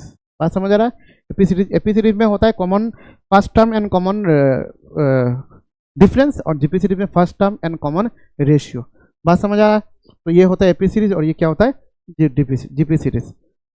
लिख लोगे बेटा, लिख लोगे, लिखना चाहिए आपको। ये होता है जीपी सीरीज, जीपी सीरीज ठीक है, इसको बोलते हैं जीपी सीरीज ठीक है। यहाँ पे फर्स्ट टर्म होता है, फर्स्ट टर्म होता है ए, और एक होता है common ratio, common ratio that is smaller. यही होता है first term and common ratio होता है किसमें, जीपी सीरीज में ठीक है। तो ऐसा बता दिया ना, और कुछ बाकी है क्या सर, और एक चीज़ बताओ सर, ये फर्स्ट ऑर्डर नहीं सर, उससे पहले और कुछ चीज़ें पढ़ाना है सर, ग्राफ पढ़ाना। क्या पढ़ाना है सर, ग्राफ्स पढ़ाना जरूरी है, और बहुत शानदार ग्राफ्स होता है। तो नोट डाउन करो सर, ग्राफ्स ग्राफ्स में क्या, सबसे पहले इक्वेशन को याद रखो sir, A T equal to, ये सबसे मेन चीज़ है sir, N naught minus A T. ये क्या हो गया sir, Y equal to M X मतलब माइनस एम एक्स, और ये हो गया सी। तो ये किसका हो रहा है, ये हो रहा है sir Y equal to minus M X plus C. ये एक होता है minus M X plus C, मतलब slope negative, minus M X plus C मतलब एम होता है स्लोप। तो बेटा स्लोप क्या हो रहा है, स्लोप हो रहा है नेगेटिव। दूसरी बात, तो ग्राफ कैसा होगा सर, ग्राफ का नेचर ऐसा होगा, ये अगर हमारा 80 मतलब y और x मतलब क्या है सर t, 80% t है, तो ग्राफ का नेचर कुछ ऐसा होगा सर, ऐसा होगा, ऐसा होगा। तो यहाँ पे ये वाला पॉइंट क्या होगा सर, ये वाला पॉइंट होगा सर ए नॉट, क्योंकि ये एम एक्स प्लस सी ना, सी होता है sir Y intercept, Y axis में कितना टुकड़ा उसने कट किया, ये होता है वाई इंटरसेप्ट। तो ग्राफ का नेचर क्या होगा, Y M X plus C. अब अगर सर ग्राफ ऐसा क्यों नहीं हुआ, ऐसा होता है जब पॉजिटिव स्लोप होता है, स्लोप नेगेटिव है तो ग्राफ ऐसा होगा। बात समझ आ, पॉजिटिव स्लोप नेगेटिव स्लोप क्या होता है सर, ये 90 डिग्री है ना, ये है ना ठीक है, ये स्लोप अगर मैं ऐसा करूंगा बेटा स्लोप बढ़ रहा है, ऐसा करूंगा स्लोप बढ़ रहा है, थीटा बढ़ रहा है, जैसे ही 90 से उधर जाएगा बेटा स्लोप नेगेटिव हो जाता है। क्या होता है, नेगेटिव, इसको बोलते हैं नेगेटिव स्लोप। अब सोचो एक्स स्लोप वही होता है जो एक्स एक्सिस का एंगल बना रहा है, पहला ऐसा था ऐसा था ऐसा था ऐसा था 90 डिग्री हुआ, फिर वो नेगेटिव में चला गया, मतलब इस टाइप का, तो इसको बोलते हैं नेगेटिव स्लोप। और नेगेटिव स्लोप का इक्वेशन ऐसा होता। अगर y equal to M X plus C होता तो हम ऐसा लाइन देते, क्योंकि स्लोप इज पॉजिटिव। और सी क्या होता है सर, y इंटरसेप्ट, ये पॉजिटिव y इंटरसेप्ट है इसलिए ऊपर दिया, नेगेटिव y इंटरसेप्ट होता तो हम नीचे देते, y एक्सिस पे टुकड़ा, ये पॉजिटिव टुकड़ा है तो ऊपर है, नेगेटिव टुकड़ा होने से नीचे देते। बात समझ आ रहा है। और एक होता है y equal to M X, y equal to M X, एक होता है sir y equal to M X, मतलब प्लस सी नहीं है तो equation of straight line passing through origin, ये अगर y एक्सिस है, ये अगर x एक्सिस है, सीधा equation of straight line passing through origin होता है। बात समझ आ रहा है। इतना चीज़ बेटा आपको पता होना जरूर चाहिए, अगर इतना पता नहीं है तो बहुत दिक्कत हो जाएगा ठीक है। जैसे कि आपको एक एग्जांपल मैंने बताया ना sir, X equal to K T, शायद हाँ मैंने बताया था आपको sir, X equal to K T, याद है, याद करो। तो यहाँ पे अगर मैंने ग्राफ ड्रॉ किया सर, ये है एक्स, ये है टी, एक्स क्या है सर, कितना अमाउंट आपका क्या हुआ सर, प्रोडक्ट में कन्वर्ट हुआ, वो करने से क्या होता है सर, ये करने से ये होता है सर, ये के क्या हो गया, स्लोप, स्लोप क्या हो गया सर के। सर पिछले इक्वेशन में स्लोप क्या था, पिछले इक्वेशन में भी स्लोप क्या था, क्या था सर, स्लोप क्या है, नेगेटिव है ना, तो जो भी है सर नेगेटिव होने से क्या है, स्लोप तो के ही है ठीक है। तो ये हो गया y equal to M X, ये हो गया। और एक है सर टी हाफ, अरे क्या यार, और एक है T half, T half equal to, मान लो क्या लिखा था हमने, N naught by twice K, N naught by twice K, इसको ऐसा लिखो sir, T half equal to 1 by twice K into N naught ठीक है। अगर ग्राफ ऐसा ड्रॉ करोगे सर, ग्राफ ऐसा ड्रॉ करोगे, y और e x होता है ना, तो y equal to M X, ये हो गया आपका y equal to M X. तो क्या होता है, equation of straight line passing to origin. तो इसमें क्या ड्रॉ करोगे सर, इसमें ड्रॉ करोगे सर y होता है आपका टी हाफ ठीक है, y हो गया आपका टी हाफ इधर, और ये हो गया x का मतलब होता है सर एन नॉट। क्या होगा सर, ये स्लोप क्या है सर, स्लोप है 1 बाई ट्वाइस के, 1 बाई ट्वाइस के। अब आप टी ऑफ हो गया तो आप टी कंप्लीशन के ऊपर भी ग्राफ ड्रॉ कर सकते हैं, कोई प्रॉब्लम नहीं, ठीक है। और एक होता है सर रेट कांस्टेंट होता है ना, और एक होता है सर रेट वर्सेस टाइम। इधर आप अपने रेट दिया और इधर अपने टाइम दिया, तो ये ऐसा होता है, और ये वैल्यू क्या होता है क्यू के, क्यू क्योंकि हमने जो एक्सप्रेशन था वो क्या था, rate equal to rate constant K, तो ये क्या हो जाएगा के, तो ये क्योंकि कांस्टेंट है सर, रेट कांस्टेंट के बराबर है क्योंकि वो के बढ़ नहीं रहा है, वो क्या क्या हो रहा है सर, वो रेट जीरो ऑर्डर में क्या हो रहा है, इंक्रीज नहीं हो रहा, तो वो क्या रेट को क्या है, रेट कांस्टेंट है, तो रेट वर्सेस टाइम जो ग्राफ होता है वो क्या होता है, कांस्टेंट होता है। तो मैंने जितना पॉसिबल वैरायटी है सारा कुछ दे दिया आपको, ज़्यादा इधर उधर से सोचने की या ढूंढने की जरूरत नहीं पड़ेगा, आप सब ऐसे ही कर लोगे, ठीक है।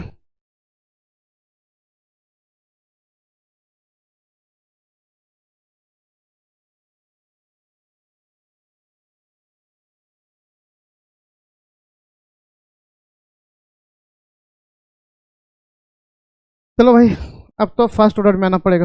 फर्स्ट ऑर्डर पता है sir, rate depend only on the concentration of A, ठीक है। इसको इसका क्या होता है सर, इसका होता है sir rate equal to rate constant के into concentration of A to the power one.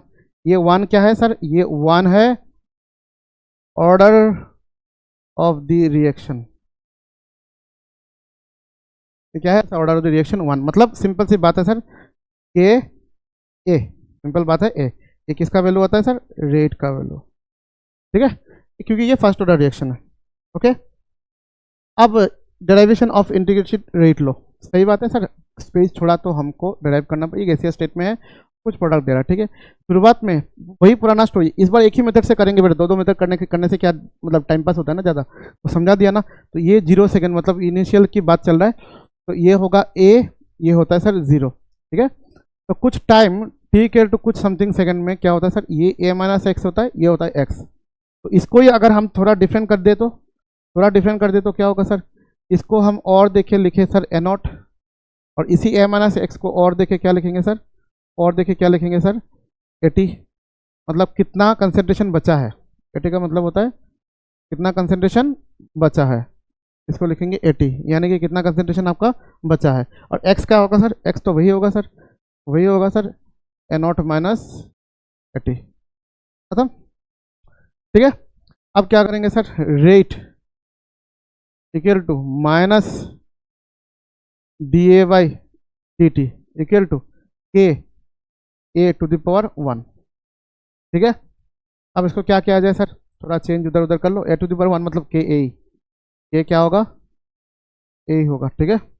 अब यहाँ पे क्या होगा sir, minus D A equal to D A, और इधर इधर से लेके आएंगे सर ए इक्वल टू क्या होगा सर, इक्वल टू होगा के डी टी, क्या होगा के डी टी, देख लो मैंने कुछ गलत नहीं किया, माइनस डी ए बाई ए को हमने नीचे लाया और ये डी टी को इधर भेजा, तो क्या होगा के डी टी, ठीक है। क्या होगा सर के डी टी, आराम से बेटा, पूरा ऑफलाइन वाली वाइब आना चाहिए, जैसे यार आप अगर शिद्दत से देखोगे समझ में आएगा, मैं कुछ स्किप नहीं कर रहा हूँ यहाँ पे, या कोई स्टेप में शॉर्टकट नहीं कर रहा हूँ कि आपको समझने में तकलीफ हो, ठीक है, ऐसा कुछ नहीं कर रहा हूँ। अब देखो, अब यहाँ पे देखो, यहाँ पे minus D A by D T ये आ गया। अब यहाँ पे क्या करूँगा मैं कि सर इस माइनस को इधर लेके जाऊँगा, इस माइनस को मैं इधर लेके जाऊँगा, तो क्या होगा डी ए, इस माइनस को मैंने इधर लेके गया तो ये क्या होगा D A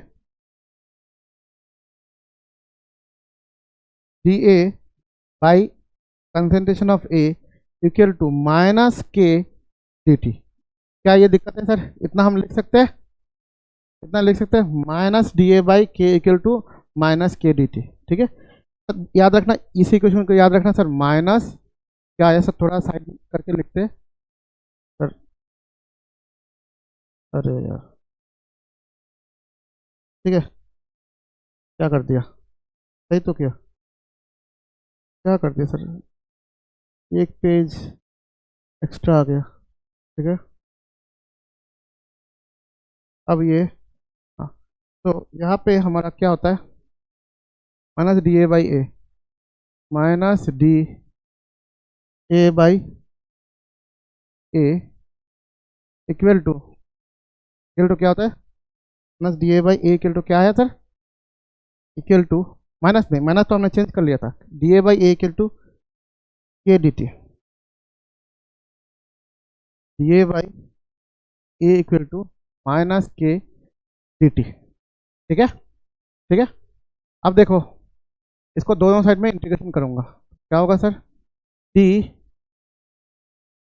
A by A, D A by A equal to क्या होगा भाई, इक्वल टू होगा हमारा माइनस के डी टी। ठीक है, तो के को बाहर लेके आओ, अच्छा चलो लिमिट पुट कर देता हूँ, लिमिट पुट कर देता हूँ sir, A naught minus eighty, lower limit A not, upper limit eighty. ये कुछ इस टाइप का हो गया, integration of D x by x हो गया, integration of D x by x हो गया, लोअर लिमिट अपर लिमिट। और यहाँ पे टाइम है, वेरिएबल, वेरिएबल कौन है सर, ए है, याद ना, D x by x, D x by x क्या होता है सर, एल एन एक्स, बताया था थोड़ी देर पहले। और लिमिट क्या होगा sir, N naught minus A T. यहाँ पे लिमिट क्या होगा सर, के को बाहर लाओ, integration of D T, limit क्या होगा सर, 0 से लेके टी तक। इसको उधर कंटिन्यू किया जाए, इसको अगर कंटिन्यू किया जाए क्या होगा, L N X, integration of L N X क्या होता है, मैंने oh sorry, integration D by ये क्या हो गया, ए क्या हो गया, L N X, integration D T क्या होता है सर, टी। इसको upper limit minus lower limit लिखो तो क्या लिखूंगा सर, लिखूंगा एल एन, लिखूंगा मैं sir L N AT minus L N A not equal to minus K, integration D T होता है T, lower limit sir 0, upper limit T. तो L N A by B क्या होगा sir, L N A T by L N A minus L N B क्या होता है, L N A by B, L N A by B यानी कि T by A not equal to क्या होगा sir, upper limit minus lower limit, T minus 0 T मतलब minus K T. तो यहाँ से क्या हो रहा है सर, यहाँ से हो रहा है L N A T by A not equal to ये हो रहा है। ठीक है, अब इसको भी आप एक इक्वेशन मान सकते हो, और यहाँ से हम लोग जैसे कि लिखते हैं यहाँ पे माइनस के टी, इस एल एन को इधर लेके जाओगे तो क्या होगा सर, ऐसा होता है sir, A T equal to A T by A naught, A T by A not equal to A T by A naught. ठीक है, A T by A naught होता है सर, ये एल एन का base क्या बताया मैंने, ई होता है, एल एन का बेस क्या बताया था, ई होता है। तो ये जाएगा आपका E to the power minus K T, यार फोर यहाँ से आएगा A T equal to sir A not into E to the power minus K T, E to the power minus K T. ठीक है, E to the power minus K T, ये आपका सुंदर सा एक रिलेशन बन गया, सुंदर सा रिलेशन बन गया।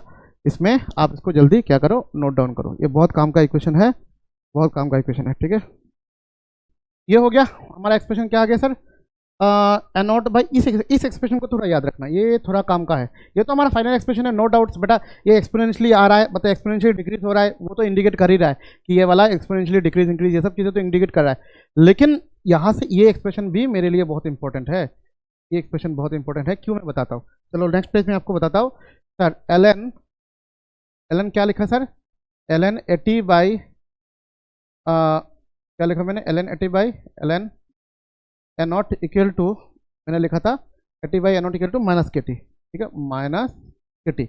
अब एक चीज़ पता है बेटा, log A equal to log A minus log B होता है। अच्छा चलो मैं इसको चेंज कर देता हूँ, थोड़ा रिवर्स करूँगा। इसका मतलब ही तो होता है ना कि सर, इसका मतलब ही होता है sir L N A T minus L N A not equal to minus K T, यही तो होता है। तो अगर मैं माइनस से सर सबको डिवाइड मल्टीप्लाई कर देता तो क्या होगा, ये हो जाएगा प्लस, तो ये हो जाएगा एल एन ए नॉट, ये हो जाएगा माइनस एल एन, क्योंकि मैं इसको डायरेक्ट कर सकता था, लेकिन बहुत सारे बच्चों पता है बहुत बिगिनिंग लेवल में होते हैं, फिर कुछ बच्चे तो बेटा मैथ्स नहीं होते तो दिक्कत होता है, मैं इसलिए कोई रिस्क नहीं लेता। मैंने सिर्फ क्या किया, इसे एक्सप्रेशन ऑलरेडी नोन है, इसको हमने सिर्फ माइनस से मल्टीप्लाई किया, तो ये माइनस हो गया प्लस, ये प्लस हो गया माइनस, और ये माइनस हो गया वापस हमारा प्लस, कोई रिस्क नहीं। अब देखो L N A by L N B क्या होगा, L N A by B, तो क्या होगा एल एन क्या होगा sir, A naught by A T equal to क्या होगा सर, के टी। ये वाला एक्सप्रेशन बहुत बढ़िया सा एक्सप्रेशन है, इसको याद रखना। इसको थोड़ा थोड़ा हम क्या इसको थोड़ा हम सुंदर करके इसको थोड़ा किया जा सकता है कुछ? जरूर सर, जरूर जरूर, हमें इसको थोड़ा सुंदर और करना होगा। ठीक है, कोई दिक्कत तो नहीं है। तो देखो इसको हम डिफरेंट इंक से इसको थोड़ा सुंदर बनाते हैं। एलन ये है ना, तो एलन का एलन इसको क्या लिखेंगे सर? इसको लिख सकते हैं sir T equal to 1/k, ठीक है, एलन सर A0/80। ऐसा हम जरूर कर सकते हैं, ऐसा हम जरूर कर सकते हैं, कोई दिक्कत नहीं। इसमें से आपको थोड़ी देर पहले बताया था ना भाई कि ln x equal to 2.303 log x, ये हमने थोड़ी देर पहले बताया था। तो क्या होगा सर? t इक्वल टू होगा 1/k, ln की जगह क्या लिखूंगा सर? ln की जगह मैं लिखूंगा 2.303। तो 1 को हटा देते बेटा, इस 1 को लिखने का कोई सेंस नहीं बनता। तो क्या लिखूंगा? नीचे के यहाँ पे लिखूंगा 2.303, ln की जगह क्या आ जाएगा sir? Log sir log A0, ये नॉट बाहर होता है, ये नॉट बाहर होता है, ठीक है, A0/80 ये लिख सकता हूँ। ये आपका एक खतरनाक इक्वेशन है जो आपको बहुत सर मदद करेगा। सर इसी बात को सर थोड़ा चेंज करके लिख लूँ सर, 2.303 के सर लॉग A0 को क्या लिखते हैं सर? A, और 80 को क्या लिखते हैं सर? A-x। ये भी तो बात सही है सर, ऐसा भी तो हमने एक्सप्रेशन को देखा है कहीं पे, बुक पे, नोट्स पे, दोनों ही तो सही है। A0 का मतलब भी होता है A और 80 का मतलब भी होता है A-x, तो ये भी सही है, ये भी सही है। तो एक्सप्रेशन को याद रखना। दो एक्सप्रेशन हमने मार्क करके आपको बताया, दो एक्सप्रेशन के बारे में आपको बहुत मार्क करके मैंने बताया। दो एक्सप्रेशन क्या है सर? दो एक्सप्रेशन है, एक तो आपका ये वाला एक्सप्रेशन और इसी से हमने डिराइव किया ये वाला एक्सप्रेशन। ये दोनों के दोनों सेम चीज़ है। आपको बुक में आपको मतलब क्वेश्चन करते वक्त लॉग की जरूरत पड़ेगा, ठीक है, बहुत सिंपल है भाई। अब हाफ लाइफ सिंपल है। एक्सप्रेशन क्या आया पहले ये देख लो। एक्सप्रेशन आया sir t equal to 2.303/k log of sir A0/80, ये आया हाफ लाइफ सर, अच्छी बात है सर। तो ये हमारा मेन एक्सप्रेशन है, ये हमारा मेन एक्सप्रेशन। हाफ लाइफ की जगह क्या लिखूंगा सर? टी हाफ लिखूंगा। हाफ लाइफ के लिए क्या होता है सर? हाफ लाइफ के लिए सर टी होता है टी हाफ, एंड आपका जो 80 होता है, आपका जो 80 होता है वो होता है आधा ना, और इनिशियल का आधा A0/t। तो क्या लिखूंगा सर? याद रखना इस बात को, क्या लिखूंगा sir? 2.303/k log of A0 तो रहेगा अपनी जगह पे, 80 को क्या लिखूंगा सर? A0/2। क्या लिखूंगा? A0/2। T half equal to क्या लिखूंगा? 2.303/k log ऑफ, ये कैंसिल, हाफ ऊपर जाएगा तो क्या होगा? log 2, ठीक है। log 2 का वैल्यू क्या होता है सर? 0.3010। तो क्या होगा सर? 2.303 इंटू log 2 का वैल्यू होता है 0.3010/k, इसको मल्टीप्लाई करोगे तो आएगा 0.693/k। सर आपको कैसे पता चला? अरे भाई साहब करते करते पता चला बेटा, ठीक है। इतने साल से इसको सॉल्व करा रहा हो तो नहीं मालूम पड़ेगा क्या सर? log 2 का वैल्यू हर किसी को याद होना चाहिए। 0.3010 2.303 को मल्टीप्लाई करोगे तो 0.693/k, ये टी हाफ का एक्सप्रेशन होता है, ये टी हाफ का एक्सप्रेशन होता है। बात समझ आ रहा है? तो यहाँ से एक चीज़ क्या पता चला सर? कहीं पे आपको इनिशियल कंसंट्रेशन दिख रहा है? नहीं, 0.693/k है। कहीं पे भी आपको इनिशियल कंसंट्रेशन नजर नहीं आ रहा है। तो अगर आपको इनिशियल कंसंट्रेशन नजर नहीं आ रहा है, उसका मतलब यही होता है sir, half life period of first order reaction initial concentration के ऊपर डिपेंड नहीं करता है। बात को लिखो, बता रहा हूँ मतलब लिखो, चुपचाप लिखो, ठीक है सर। नेक्स्ट बोला टाइम ऑफ कंप्लीशन, बहुत सिंपल। टाइम ऑफ कंप्लीशन का मतलब होता है सर टी कंप्लीशन लिख सकते हैं, और सर टी 100% लिखो, और क्या हो जाएगा सर? 80 जो होता है वो क्या होता है सर? 0 होता है। 80 होता है, क्या होता है? 0 होता है। ये तो मतलब कुछ बचा ही नहीं, सारा प्रोडक्ट में कन्वर्ट हो गया। 80 का मतलब क्या होता है? कितना रिएक्टेंट बचा है आफ्टर रिएक्शन? अरे कुछ नहीं बचा, सारा प्रोडक्ट में कन्वर्ट हो गया। तो सारा अगर प्रोडक्ट में कन्वर्ट हो गया, उसका मतलब क्या है भाई? इसका मतलब है कि सर 80 का वैल्यू 0। तो एक्सप्रेशन क्या है सर? एक्सप्रेशन है टी कंप्लीशन इक्वल टू क्या होगा सर? 2.303/k, देन लॉग आपका A0 होता है और एन नॉट बाई 80 का वैल्यू 0, तो एनीथिंग बाई 0 क्या होगा, इनफाइनाइट, मतलब इन्फिनिटी। मतलब क्या होगा सर, इन्फिनिटी। बात समझ आ रहा है, इन्फिनिटी होगा, मतलब फर्स्ट ऑर्डर रिएक्शन कभी कंप्लीट होता ही नहीं। First order reaction never goes for completion, मतलब फर्स्ट ऑर्डर रिएक्शन कभी कंप्लीशन की तरफ नहीं जाता है। बात समझ आ रहा है, तो फर्स्ट ऑर्डर रिएक्शन कभी कंप्लीट नहीं होता है, याद रखना। बात समझ आया? यस सर, समझ में आया। तो देखो ये सब कुछ चीज़ें जो वही चीज़ें हैं जो मैंने बताया सर, सुंदर सुंदर चीज़ें हैं जो आपके सामने मैंने बताया। तो क्या बोला सर, ये वन है ना, ध्यान से समझना, इसमें क्या बोलता है सर, ये वन है ना, तो अगर क्या बोला डबलिंग ए रेट डबल, इसको अगर वन ए को ट्वाइस से लिखोगे तो 2 बाहर आ जाएगा, तो रेट भी क्या हो जाएगा, डबल हो जाएगा। आप इसको 3 करोगे तो 3 बाहर आ जाएगा, रेट भी ट्रिपल हो जाएगा। तो ये होता है ट्रिपल हो जाता है सर। 4 टाइम करोगे तो 4 टाइम हो जाएगा।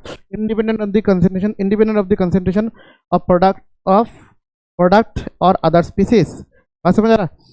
नेक्स्ट आपका क्या होता है सर, ये सब चीज़ें बता दिया मैंने, आप लोग कर लेना।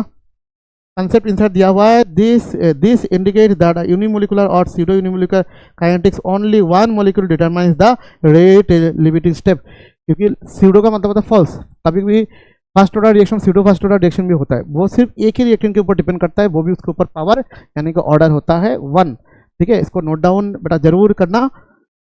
मेरा काम है पहले समझाना और फिर कुछ नोट्स भी प्रोवाइड कर देना ताकि मेरे बच्चों को सब चीज़ें आसान लगे। बेटा यूनिट जो होता है बेटा सेकंड इनवर्स होता है एंड मिनट इनवर्स होता है, आपकी मर्जी, मतलब क्वेश्चन में क्या गिवन है उसके ऊपर। सर ये ऑलरेडी हमने लास्ट क्लास में डिस्कस कर लिया था कि रेट कांस्टेंट का यूनिट को लेके, लेकिन फिर भी यहाँ पे फॉर्मेलिटी है तो फॉर्मेलिटीज के लिए देना पड़ता है, ये ऑलरेडी आपको पता ही है, नई बात नहीं है।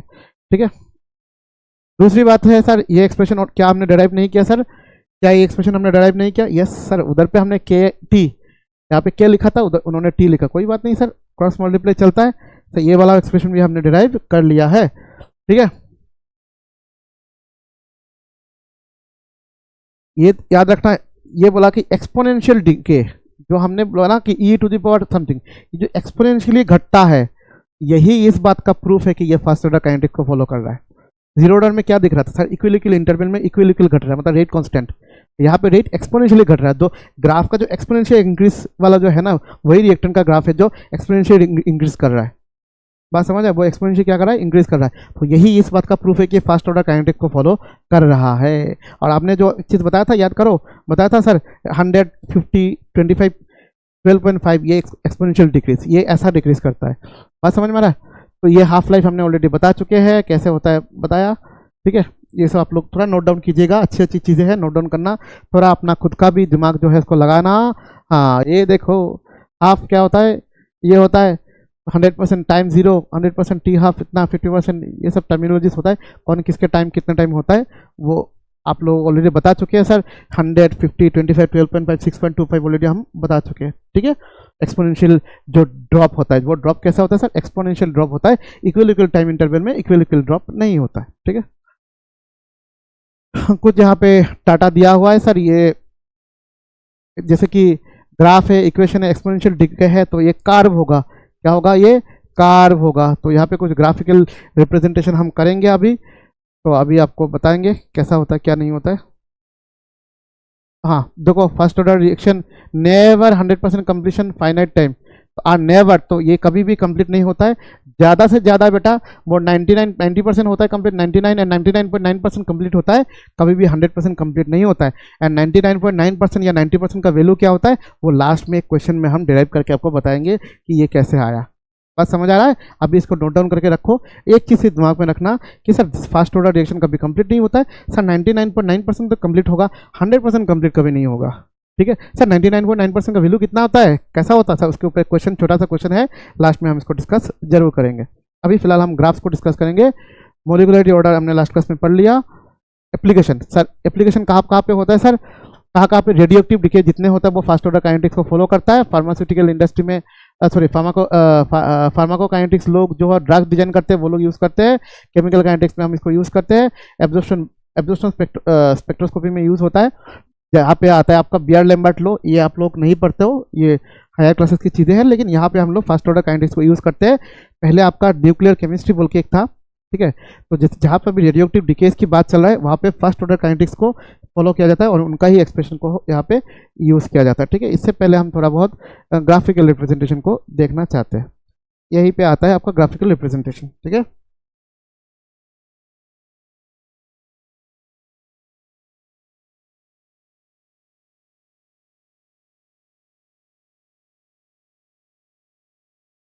ठीक है, तो कुछ आसान ग्राफ से पहले स्टार्ट करते हैं सर। सबसे पहले graph sir T half equal to 0.693 by K. बहुत सिंपल है, मतलब टी हाफ कांस्टेंट, ये के का वैल्यू कांस्टेंट है। मतलब अगर हम टी हाफ अगर मान लो हम किसके बाद टी हाफ है ना, तो टी हाफ का अगर ग्राफ ड्रॉ करे, ए के ऊपर ग्राफ ड्रॉ करे, वो ग्राफ कांस्टेंट होता है और जो वैल्यू क्या होता है सर 0.693 बाई के, क्योंकि ये कांस्टेंट होता है टी हाफ का वैल्यू, ठीक है। दूसरा ग्राफ जो हम ड्रॉ करेंगे वो है हमारा मेन एक्सप्रेशन। मेन एक्सप्रेशन कौन सा है बेटा? मेन एक्सप्रेशन है 80 sorry concentration of 80 equal to N naught E to the power minus K T, मतलब एक्सपोनेंशियली डिक्रीज। सिंपल सी बात है, बात समझ आ रहा है। ये ग्राफ का नेचर क्या होता है, इसको अगर हमने किसके वर्सेस ड्रॉ किया सर 80 वर्सेस यहाँ पे क्या है सर टाइम ड्रॉ किया, तो ग्राफ कैसा डिक्रीज होता है सर? ऐसा डिक्रीज होता है। लेकिन याद रखना ये ग्राफ जो डिक्रीज होता है यहाँ पे ये वाला वैल्यू क्या है सर? ये वाला वैल्यू है ए नॉट। ये वाला वैल्यू क्या है? ये तो ये वाली जगह क्या है? ए नॉट, क्योंकि ये एक्सपोनेंशियल डिक्रीज का ग्राफ है। बात समझ आ रहा है? बताओ बताओ, कोई दिक्कत है कि नहीं, बताओ।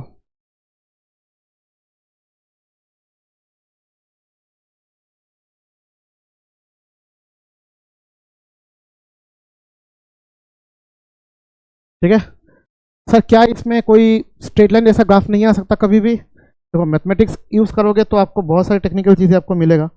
जैसे कि मैंने कुछ चीज़ें मेरे को यहाँ से मैंने देखा था, देखो तो ये देखो, ये नहीं, एक चीज़ ये वाला एक्सप्रेशन देखो sir, T equal to 2.303 by K N naught by 80।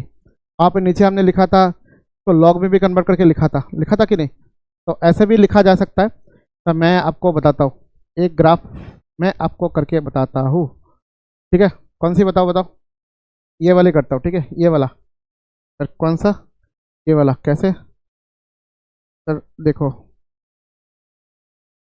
इसमें ऐड करता हूँ। एक्सप्रेशन क्या आया सर? एक्सप्रेशन आया आपका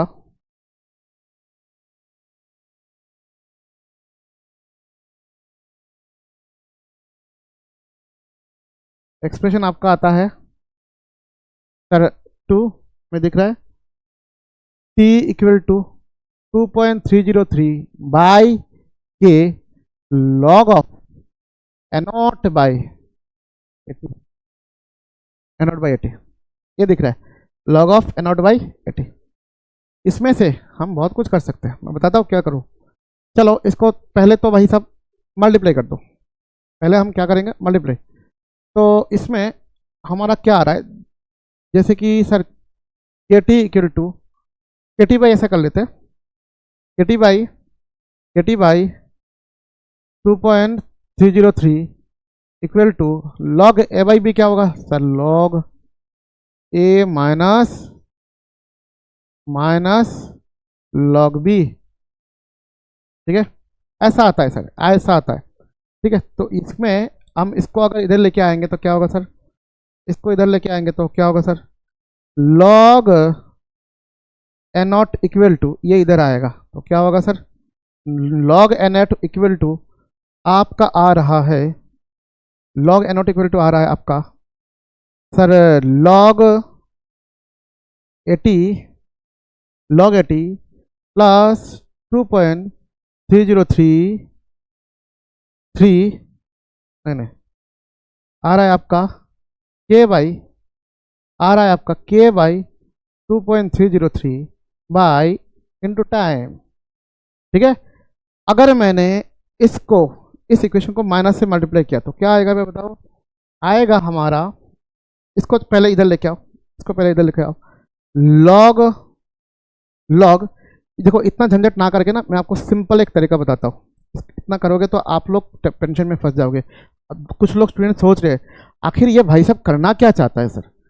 ये भाई साहब कुछ नहीं करना चाहता, ये भाई साहब आपको ये समझना चाहता है, ये भाई साहब एक ग्राफ ड्रॉ करना चाहता है, जिस ग्राफ 80 वर्सेस टाइम हो, इस टाइप के हम 80 नहीं log 80, वो भाई साहब एक log 80 बाई टाइम एक ग्राफ ड्रॉ करना चाहता है। उसके लिए वो अपना अपना क्या कर रहा है, अपना पेज तैयारी कर रहा है।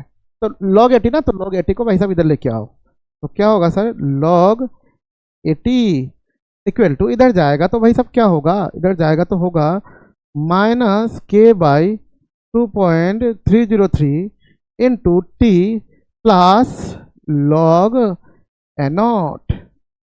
देखो भाई साहब ने काम कर दिया, काम कर दिया, कैसे कर दिया देखो, y equal to M X plus C कर दिया। लेकिन स्लोप भाई साहब हमारा नेगेटिव है, तो ग्राफ का नेचर ऐसा नहीं ऐसा होता है। तो अगर हमने यहाँ पे ड्रॉ किया, इस साइड में हमने लिखा log 80 और इधर टाइम रखा, तो ग्राफ का नेचर ऐसा होगा। ये वाली पॉइंट क्या होगा, ये वाली पॉइंट होता है सी, सी का वैल्यू हमारा क्या है, सी का वैल्यू है log n0। सर स्लोप क्या है, सर स्लोप तो नेगेटिव है, स्लोप सर हमारा के बाई, नेगेटिव स्लोप है के बाई 2.303। ग्राफ इंडिकेट कर रहा है कि स्लोप नेगेटिव है, तो कुछ लोग इसको माइनस के बाई 2.303 लिखते हैं, ये हो गया स्लोप और ये हो गया हमारा एक्सप्रेशन। तो हम ऐसे भी इक्वेशन ड्रॉ कर सकते हैं। बात समझ में आ रहा है? याद रखना ये 80 वर्सेस टाइम ग्राफ नहीं है, हाँ याद रखना ये 80 वर्सेस टाइम आपका एक्सपोनेंशियल हो जाएगा डिक्रीज, ये log 80 वर्सेस टाइम है, याद रखना, ठीक है।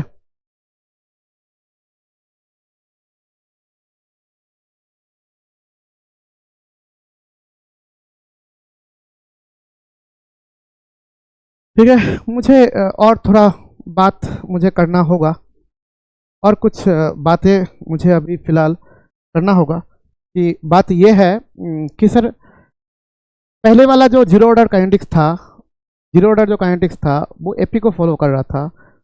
अब ये क्या जीपी को फॉलो करता है? आपने जो जीपी का एक्सप्रेशन लिखाया, तो सर देख लेते हैं सर क्या है sir, 80 equal to A not E to the power minus K T. तो क्या होगा सर, अगर टी जीरो होने से सर ये क्या हो जाएगा सर, ये तो ए नॉट ही हो जाएगा। अगर टी कुछ 5 सेकंड होने से क्या होगा सर, ये क्या होगा, टी अगर मान लो 5 सेकंड होने से क्या होता है सर, 5 सेकंड 1 सेकंड ले लो sir, A not E to the power K into 1, यहाँ पे क्या होगा sir, A not E to the power minus 2 K, फिर क्या होता है सर, फिर क्या होता है, A not E to the power minus 3 K, ऐसा होगा। तो इनको एक दूसरे से डिवाइड करके देखो, आपका के क्या आएगा, 1 2, मतलब जो आएगा ना, जैसे कि यहाँ पे पावर है ना, तो आपका एक फिक्स्ड रेशियो आएगा। तो इसमें इसको हम क्या बोलते हैं, डिवाइड करके देख लो, ये जो है वो जीपी सीरीज को फॉलो कर रहा है। तो फर्स्ट ऑर्डर काइनेटिक्स किसको फॉलो करता है सर, ये एक जीपी सीरीज है। आप डिवाइड करके देखना, कांस्टेंट आएगा क्योंकि ई टू द पावर है, कांस्टेंट वैल्यू आएगा आपका, ठीक है। तो ये आपका जीपी सीरीज को क्या कर रहा है भाई, फॉलो कर रहा है। बात समझ आया? अब इसके लिए ये अगर हो जाता है तो जनरल चीज़ें मैं यहाँ पे आपको बताना चाहता हूँ कि एक एक्सप्रेशन है, जैसे कि मैं फर्स्ट ऑर्डर के लिए बता देता हूँ।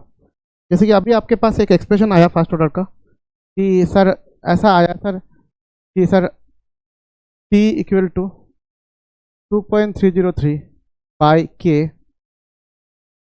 Log of A by A minus X, ऐसा आया 2.303 by K log of A by A minus X, ऐसा कुछ आया है, फर्स्ट ऑर्डर के लिए आया है, ठीक है। अब मैंने बोला हाफ हो गया, तो क्या करते हो सर, ए बाई 2 करते हो। हाफ हो गया तो क्या करते हो सर, टी की जगह टी हाफ लिखने से क्या करते हो सर, 2.303 बाई के, इधर लिखते हो sir log A by x, जो होता है वो क्या होता है, ए माइनस ए बाई 2 होता है। एक्स का वैल्यू क्या होता है, ए बाई 2, क्योंकि ए तो इनिशियल था, एक्स वो अमाउंट है वो खत्म हो गया, मतलब प्रोडक्ट में कन्वर्ट हो गया, तो क्या हो गया, एक्स जो होगा वो ए का आधा, ए बाई 2। सर इसको आप करते क्या हो सर, इधर ए बाई 2 माइनस ए बाई 2, तो ए बाई 2 होता है सर 2.303, थोड़ी देर पहले किया था कि लॉग, इधर क्या होगा ए बाई 2, काटाकुटी गया तो क्या हो गया सर क्या हो गया आपका 2.303 बाई के लॉग 2, क्या हो गया लॉग 2। अब log 2 का वैल्यू आपको पता है सर 2.303 इंटू log 2 का वैल्यू क्या है 0.3010 बाई के, और इसी का ही वैल्यू आया आपका क्या 0.693 बाई के, और यही आपका टी हाफ है। यही आपका क्या है सर टी हाफ है। बात समझ आ रहा है? यही आपका क्या है टी हाफ है। तो यहाँ पे क्या किया सर 50% कंप्लीट हुआ तो सर आपने क्या कर दिया a/2 कर दिया। मैंने बोला सर और कुछ फ्रैक्शन, तो उसके लिए जनरल एक्सप्रेशन भी आप ला सकते हो। तो जनरल एक्सप्रेशन में ला सकते हो कि सर जैसे कि t इक्वल टू क्या करते हो सर 2 के लिए आपने क्या किया sir 2.303 by K log of a by a minus x किया ना। तो कोई भी सही एन मान लो कुछ भी 1/n हो गया तो क्या करोगे 2.303 by K log of a by a minus X की जगह क्या लिखोगे a/n। यहाँ पे क्या होगा sir t 1/n equal to क्या होगा sir 2.303 by K log of a by a common लेने से क्या होगा 1 माइनस 1/n। ठीक है, काटा कुटी गया तो क्या आएगा t 1/n इक्वल टू आएगा 2.303 बाई के लॉग ऑफ यहाँ पे 1/n माइनस 1/n। तो अल्टीमेटली क्या आएगा sir 2.303 by K log of n divided by n minus 1। तो ये भी आपका एक जनरल एक्सप्रेशन आएगा जहाँ पे आप n के वैल्यू कुछ भी पुट कर सकते हो, n की वैल्यू कुछ भी पुट कर सकते हो तो आपका बाकी वैल्यू आ जाएगा। ठीक है, वहाँ से आप 75% आप निकाल सकते हो, कोई भी परसेंट आप यहाँ से निकाल सकते हो। बात समझ आया? तो यहाँ से कुछ कुछ क्वेश्चंस आप एग्जाम में भी सेट होता है, तो इसी फॉर्मूला में आपको रखना है तो आपका आंसर आ जाएगा। सीधा n का वैल्यू पुट कर देना, आंसर आ जाएगा। ठीक है,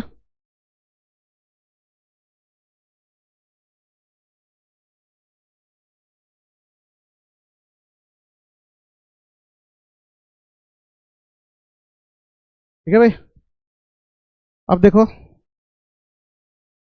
अब यहाँ पे हम लोग तो कर लिया ये सब चीज़ें। अब हम जाएंगे ये वाला चीज़, ये वाला क्या बोला है ध्यान से समझिएगा कि बोला कि सर प्रेशर चेंजेस, बोला यहाँ पे जो बोला वो बोला कि pressure changes method for first order gaseous reaction. यहाँ से कहाँ से आया मैं बता देता हूँ आपको। जैसे कि आपको पता है कि सर एक ideal gas equation PV equal to nRT, ये ऑलरेडी आपको पता है sir. P equal to N/B/RT, तो P equal to CRT, P equal to CRT। तो P क्या है सर, अगर कांस्टेंट टेम्परेचर हो गया तो R तो वैसे ही यूनिवर्सल कांस्टेंट है, तो अगर कांस्टेंट टेम्परेचर हो गया तो प्रेशर और कंसंट्रेशन डायरेक्टली हो गया, प्रोपोर्शनल होगा। कब होता है सर, एट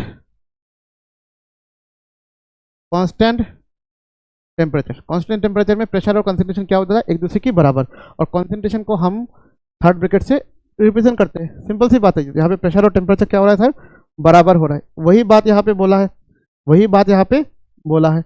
एक्सप्रेशन क्या है सर, ए नाम की कोई गैस है, उसका इनिशियली इसका जो इनिशियल कंसंट्रेशन था मान लो P0, सॉरी प्रेशर था P0, ये था 0 यहाँ पे फाइनल आप क्या लिख सकते हो PT लिख सकते हो। PT जो है एक टाइम T, टोटल प्रेशर नहीं, PT क्या है एक टाइम T होता है। तो एक्सप्रेशन तो वही आएगा, सेम एक्सप्रेशन आएगा sir K equal to 2.303 by log ये होता है। इसके जगह पहला क्या था सर, इसके जगह पहले था हमारा A0 और बाई यहाँ पे क्या था सर AT, तो यहाँ पे हो गया P0 बाई PT हो गया, सिंपल। उसी को अगर आप तोड़ के लिखना चाहते हो तो क्या होता है सर, तोड़ के लिखना चाहते हो सर, शुरुआत में मैं दिखाता हूँ, शुरुआत में प्रेशर होता है P और PT को ना लिख के ऐसा भी लिख सकते हो, PT है 0 ऐसा भी PT का वैल्यू ऐसा हो सकता है सर P0 माइनस एक्स, ये ये भी हो सकता है, क्योंकि PT का मतलब ये होता है कि प्रेशर कब, और पर्टिकुलर गैस के लिए पार्शियल प्रेशर याद रखना, तो प्रेशर एट कब, जब एक आफ्टर टाइम T, कुछ टाइम के बाद क्या होगा P0 माइनस एक्स, ये x हो जाएगा। ठीक है, जैसे कि a माइनस एक्स कर लेते, तो यहाँ पे ये देखो P0 और ये P0 माइनस एक्स x हो गया। तो वही चीज़ यहाँ पे अगर पुट करोगे, और अगर यहाँ पे मान लो अगर टोटल प्रेशर की टर्म्स में अगर बताए तो ये स्मॉल t नहीं लिखेंगे बेटा, इसमें कैपिटल T लिखेंगे, टोटल प्रेशर। तो क्या होगा सर, इसका प्रेशर कितना है सर, इसका तो है P0 माइनस एक्स और इसका क्या है x, तो सबको जोड़ दो, ए क्या हो गया सर, ऐसा लिख दो total pressure PT equal to sir PA plus P B plus P C. अब पी ए क्या है सर, पी नॉट माइनस है, ये क्या है सर, पी नॉट माइनस है, पी बी क्या है सर एक्स, पी सी क्या है एक्स, सबको जोड़ दो, एक्स एक्स कैंसिल, क्या हो रहा है पी नॉट प्लस एक्स। ठीक है, तो एक्स का वैल्यू क्या आ गया सर, एक्स का वैल्यू क्या आ गया पी टी माइनस, एक्स का वैल्यू हो गया P T minus P naught.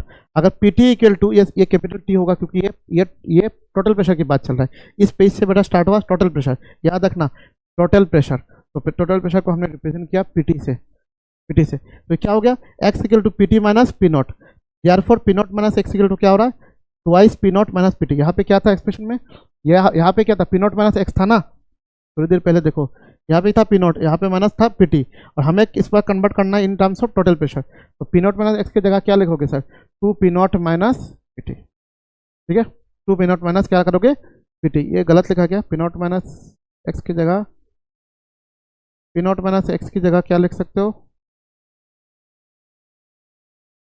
नहीं नहीं क्या कर लिया भाई, गलत तो नहीं कर दिया भाई, हाँ इसमें से अगर करूँगा तो आएगा 2.303 बाई टी, तो के इक्वल टू, या कुछ भी लिखो लॉग ऑफ, पी नॉट तो सही है, पी टी का मतलब होता है, पी टी का एक्जैक्टली मतलब होता है पी नॉट माइनस एक्स, यही होता है ना, पी टी का मतलब होता है P not minus X, P not minus x का भी वैल्यू क्या आया, पी नॉट माइनस एक्स का value, P not minus x का वैल्यू आया P T, P not minus X, P not यहाँ से पी टी आ गया ना, तो यहाँ से देखो थोड़ा दिक्कत है, कहाँ चला गया भाई, पी नॉट माइनस एक्स चाहिए मेरे को, पी नॉट माइनस एक्स चाहिए, मुझे एक्स का वैल्यू निकालना है, एक्स का वैल्यू क्या होगा P T minus P not, yes x का वैल्यू क्या है P T minus P not, very good, तो क्या होगा 2.303 बाई टी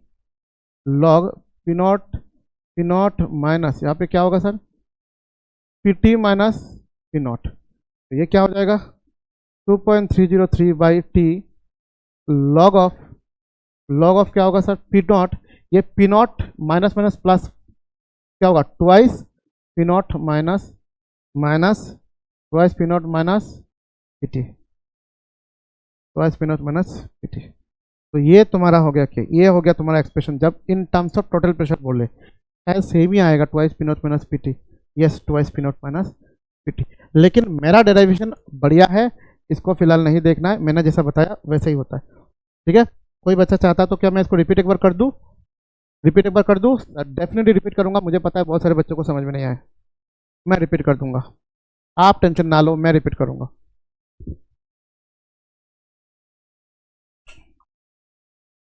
ठीक है, मैं रिपीट कैसे करता हूँ देखो, सबसे पहली बात ये भाई मैंने यहाँ पे दिखा दिया कि sir at constant temperature pressure और कंसंट्रेशन बराबर हो रहा है, जो पहले हम इन टर्म्स ऑफ कंसंट्रेशन बात कर रहे थे, अब हम इन टर्म्स ऑफ प्रेशर बात करेंगे, कोई प्रॉब्लम नहीं है। अब इसमें हमने बताया सर ए गैस है, प्रोडक्ट ये है, इनिशियल कंसंट्रेशन अगर प्रेशर पी नॉट है तो ये 0 होता है, इसमें कोई आपत्ति नहीं हो सकता किसी का। ठीक है सर, एट टाइम टी अगर स्मॉल पी टी होता है तो उस स्मॉल पी टी का ही मतलब होता है बेटा, स्मॉल पी टी का ही मतलब होता है पी नॉट माइनस एक्स, और ये एक्स एक्स। ठीक है, क्योंकि जितना घटेगा उतना ही तो बेटा प्रोडक्ट बनेगा। ठीक है, तो हमारा जो पुराना एक्सप्रेशन था, पुराना एक्सप्रेशन क्या था sir, K equal to 2.303 by T log P naught नहीं था, वहाँ पे था एनॉट बाई एटी था, क्या था एनॉट बाई एटी। अब यहाँ पे एनॉट की जगह क्या आएगा P not by P T, मतलब पी स्मॉल टी मतलब प्रेशर आफ्टर टाइम टी, खत्म, ये एक बार खत्म, ये इतना तक एक पोर्शन एक सिलसिला हमारा खत्म होता है यहाँ तक। दूसरी बात है कि सर यहाँ पे तो हमने पीटी का जो मतलब होता है सर, इसी में पीटी का मतलब होता है in terms of P not minus x, मान लो एक्स का वैल्यू हमें गिवन नहीं है, हमें टोटल प्रेशर के टर्म्स में कर दिया है बेटा, यहाँ तक एक एक्सप्रेशन खत्म होता है, यहाँ तक हमारा एक एक्सप्रेशन खत्म होता है, ये खत्म, यहाँ से दूसरा चरण स्टार्ट होता है। सर अगर हमको एक्स नहीं बोला एग्जाम में और in terms of total pressure दे दिया, तब कैसे निकालेंगे सर, टोटल प्रेशर निकालने का बहुत सिंपल तरीका सर, टोटल प्रेशर का निकालने तरीका होता है sir P A plus P B plus P C, total pressure equal sum of independent मतलब जो भी गैस मॉलिक्यूल्स है उनका प्रेशर, तो क्या होगा P A plus P B plus P C. Simple सी बात सर, पी ए का वैल्यू क्या है sir P not minus X, P B का क्या है एक्स एक्स, तो एक्स एक्स कैंसिल चला गया, आया पी नॉट प्लस एक्स, तो पी टी का वैल्यू आया पी नॉट प्लस एक्स। ठीक है, पी टी का वैल्यू क्या आया पी नॉट प्लस एक्स, हो गया।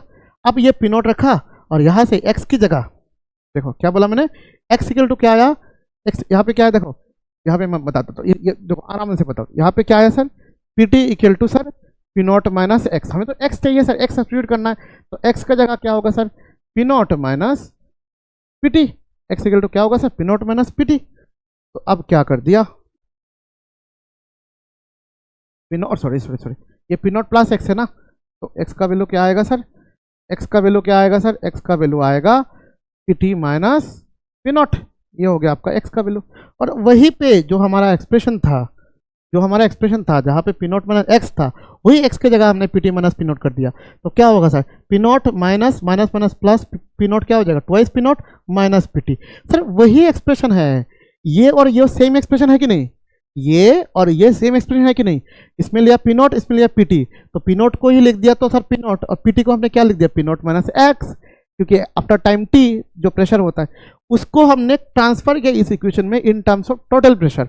उसके लिए हमें थोड़ा बहुत इसका मदद लेना पड़ा कि सर हमने टोटल प्रेशर निकाला, सबका pressure sir after time T निकाल लिया सर, इसका प्रेशर तो पी नॉट माइनस एक्स होता है, इसका प्रेशर तो सर एक्स, एक्स एक्स चला गया, पी नॉट प्लस एक्स, यहाँ से सर हमें आता है sir P T equal to P not plus X, तो X equal to sir P T minus P not, तो वही एक्स का वैल्यू सर यहाँ पे, वही एक्स का वैल्यू यहाँ पे हमने बिठा दिया, एक्स की जगह P T minus P not आ गया। ये एक्सप्रेशन याद रखना, ये वाला एक्सप्रेशन भी बहुत इंपॉर्टेंट है। क्या बोला, समझ में आया, समझ में आना चाहिए बेटा, ठीक है। तो व्हेन टोटल प्रेशर, ये तो हो गया भाई, बात हो गया। हाँ, यहाँ पे कुछ 6 क्वेश्चन है, 6 क्वेश्चन है बेटा, मैं बता दे रहा हूँ, ये 6 क्वेश्चन, इसमें जज मत करना, ये बहुत इंपॉर्टेंट बात बता रहा हूँ। 6 क्वेश्चन है, इन 6 क्वेश्चन में मैंने आपका यहाँ पे 6 क्वेश्चन में मैं आपको ये दिखाने की कोशिश करा, ये बिल्कुल बेसिक क्वेश्चन है।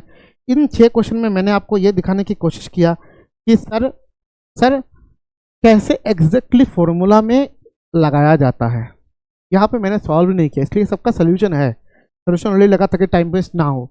मैं यहाँ पे क्वेश्चन सॉल्व नहीं कर रहा हूँ, पहला 6 क्वेश्चन में सॉल्व नहीं कर रहा हूँ मैं आपको, क्योंकि फॉर्मूला बेस्ड है, एकदम जेन्युइन सा बोर्ड में आने लायक क्वेश्चन है, तो ये जेन्युइन क्वेश्चन है।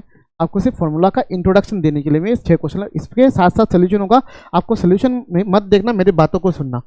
बोला यहाँ पे बोला the initial concentration of A reactant is 0.5 मोल पर लीटर। जैसे ही बोला बेटा, ये याद रखना, ये एनोड की बात कर रहा है, मेरे एटीट्यूड को समझो। मैं अभी तक मैंने सोल्यूशन की तरफ देखा नहीं देखा, मैं पहले कैसे अप्रोच करता हूँ सुनो।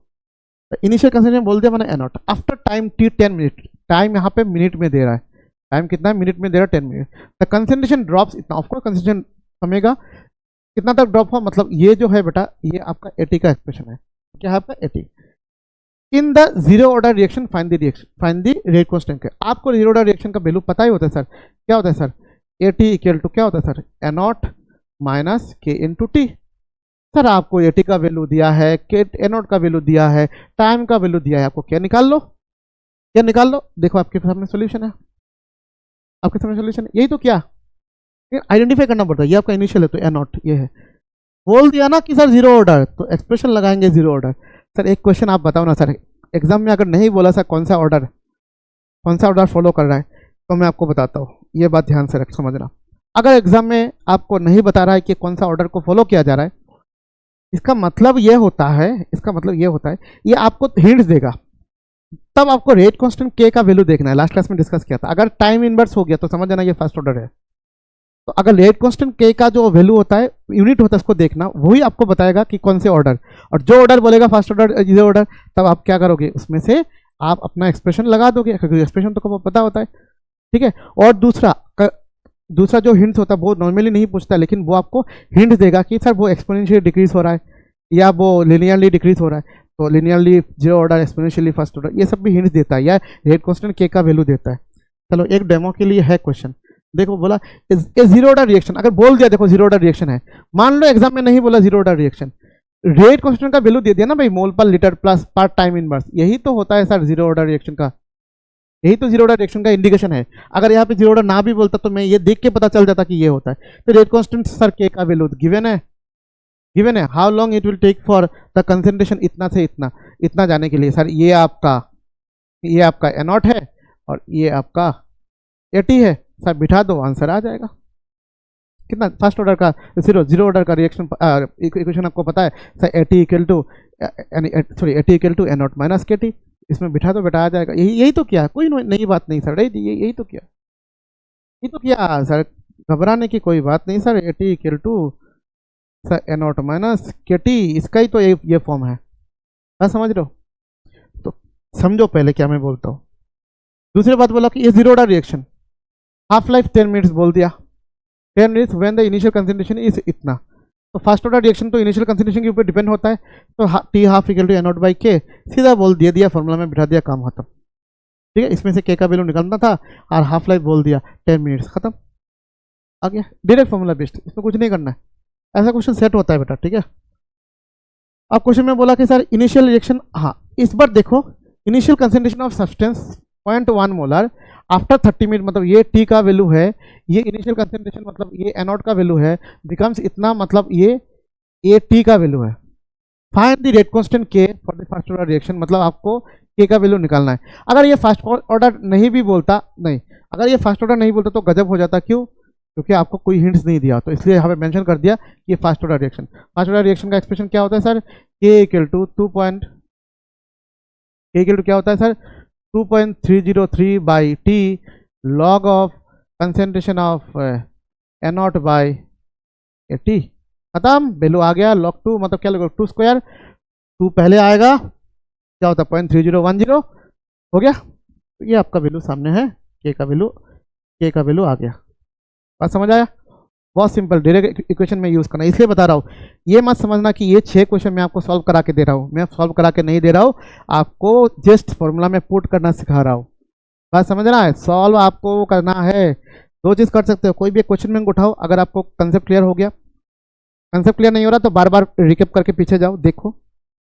दूसरी बात कि नया क्वेश्चन लगाने की कोशिश करो, क्वेश्चन बैंक भर के है, मैं बता रहा हूँ सच में। आप गूगल में सर्च करोगे, टेलीग्राम में सर्च करोगे, आपको क्वेश्चन बैंक मिल जाता है। ये सब आजकल अवेलेबल है। कि पैसा नहीं है इसलिए मैं स्टडी नहीं कर पा रहा हूँ, ये गलत बात है। फ्री में आप स्टडी कर सकते हो, थ्योरी भी आपको फ्री में मिल रहा है, क्वेश्चन भी मिल रहा है। और मैं जब क्वेश्चन का सीरीज लाऊंगा वो बेटा एडवांस लेवल की सीरीज लाऊंगा, मतलब जहाँ पे आपको कोई भी बच्चा नीट जेईई के लिए कोई भी बच्चा प्रिपेयर कर रहा है उसका पूरा कंसेप्ट क्लियर होना चाहिए। वो वाला सीरीज में बाद में लाऊंगा, पहला थ्योरी वाला।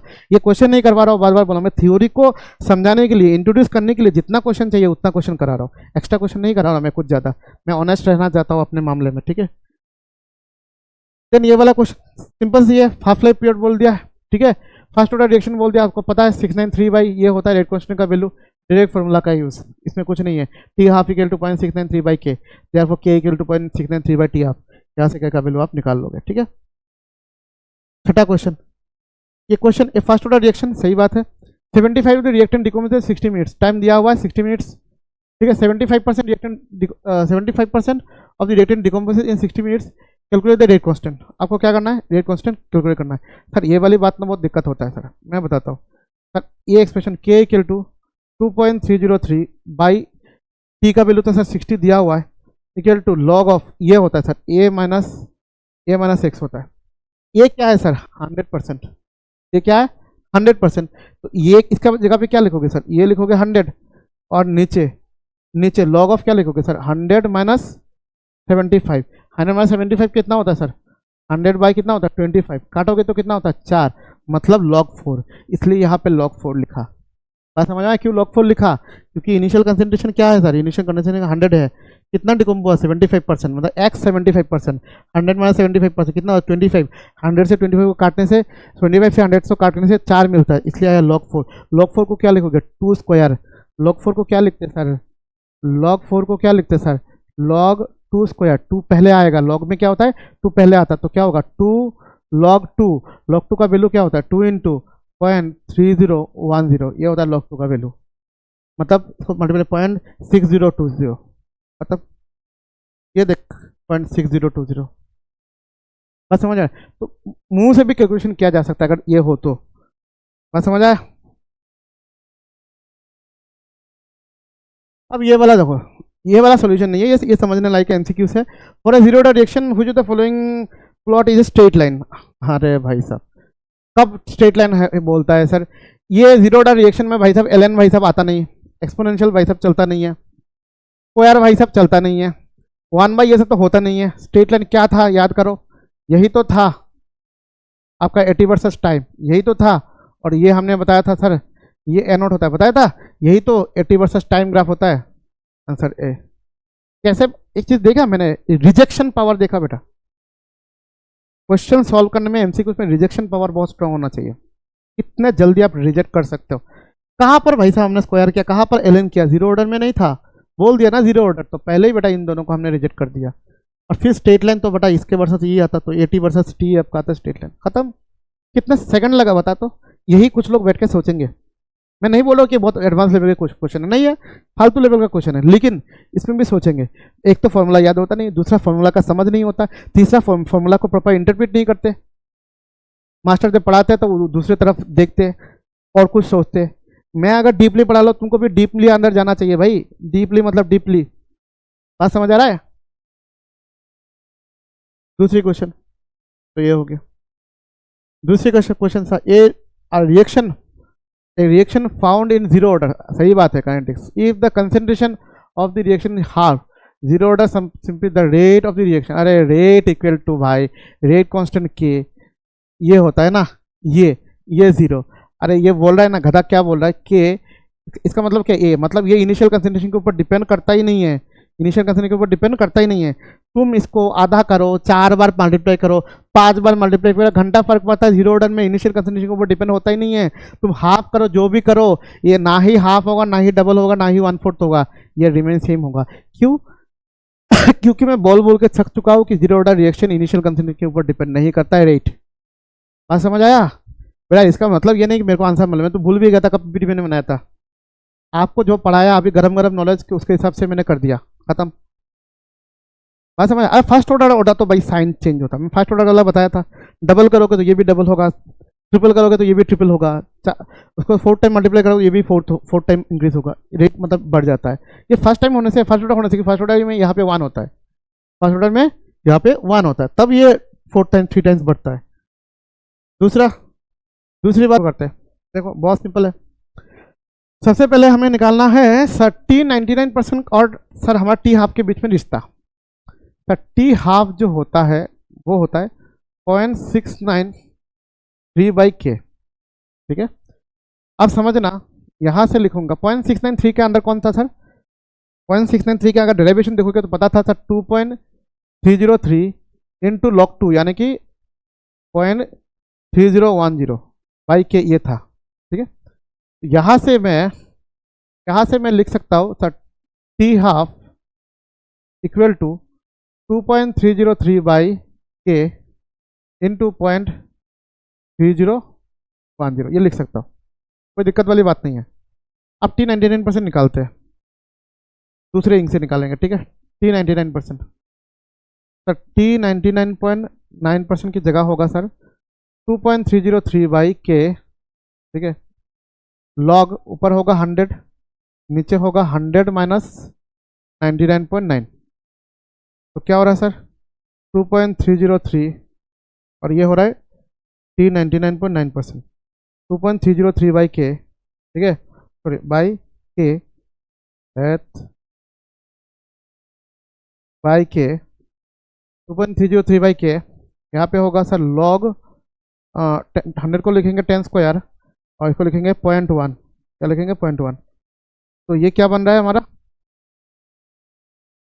ये बन रहा है हमारा ऐसा। यहाँ से हम लिख सकते हैं sir T 99.9% equal to 2.303/k। अब देखो 0.1 को क्या लिखूंगा सर 10⁻⁻1, ये 10⁻⁻1 इधर जाएगा तो 10⁻+1, तो 10⁻+1 एंड 10⁻+2 क्या हो जाए 10⁻3, तो ये क्या होगा सर log 10⁻3, तो log 10⁻3 का मतलब होता है 3 आगे आएगा log 10, तो क्या होगा 2.303/k इंटू क्या होगा इंटू 3, और ये log 10 क्या होता है सर 1, log 10 क्या होता है 1। अब यहाँ से एक चीज़ निकालते हैं, 2.303 का बाई के का वैल्यू निकाल लेते हैं, तो यहाँ से हम करेंगे 2.303/k, इसका मतलब होता है सर टी हाफ बाई 0.3010, ठीक है। 2.303/k बाई इसका वैल्यू इतना आ गया, इसको क्या लिखेंगे, इसको क्या लिखूंगा मैं बताओ, 2.303 की जगह मैं लिखूंगा 2.30 की जगह लिखूंगा मैं सर टी हाफ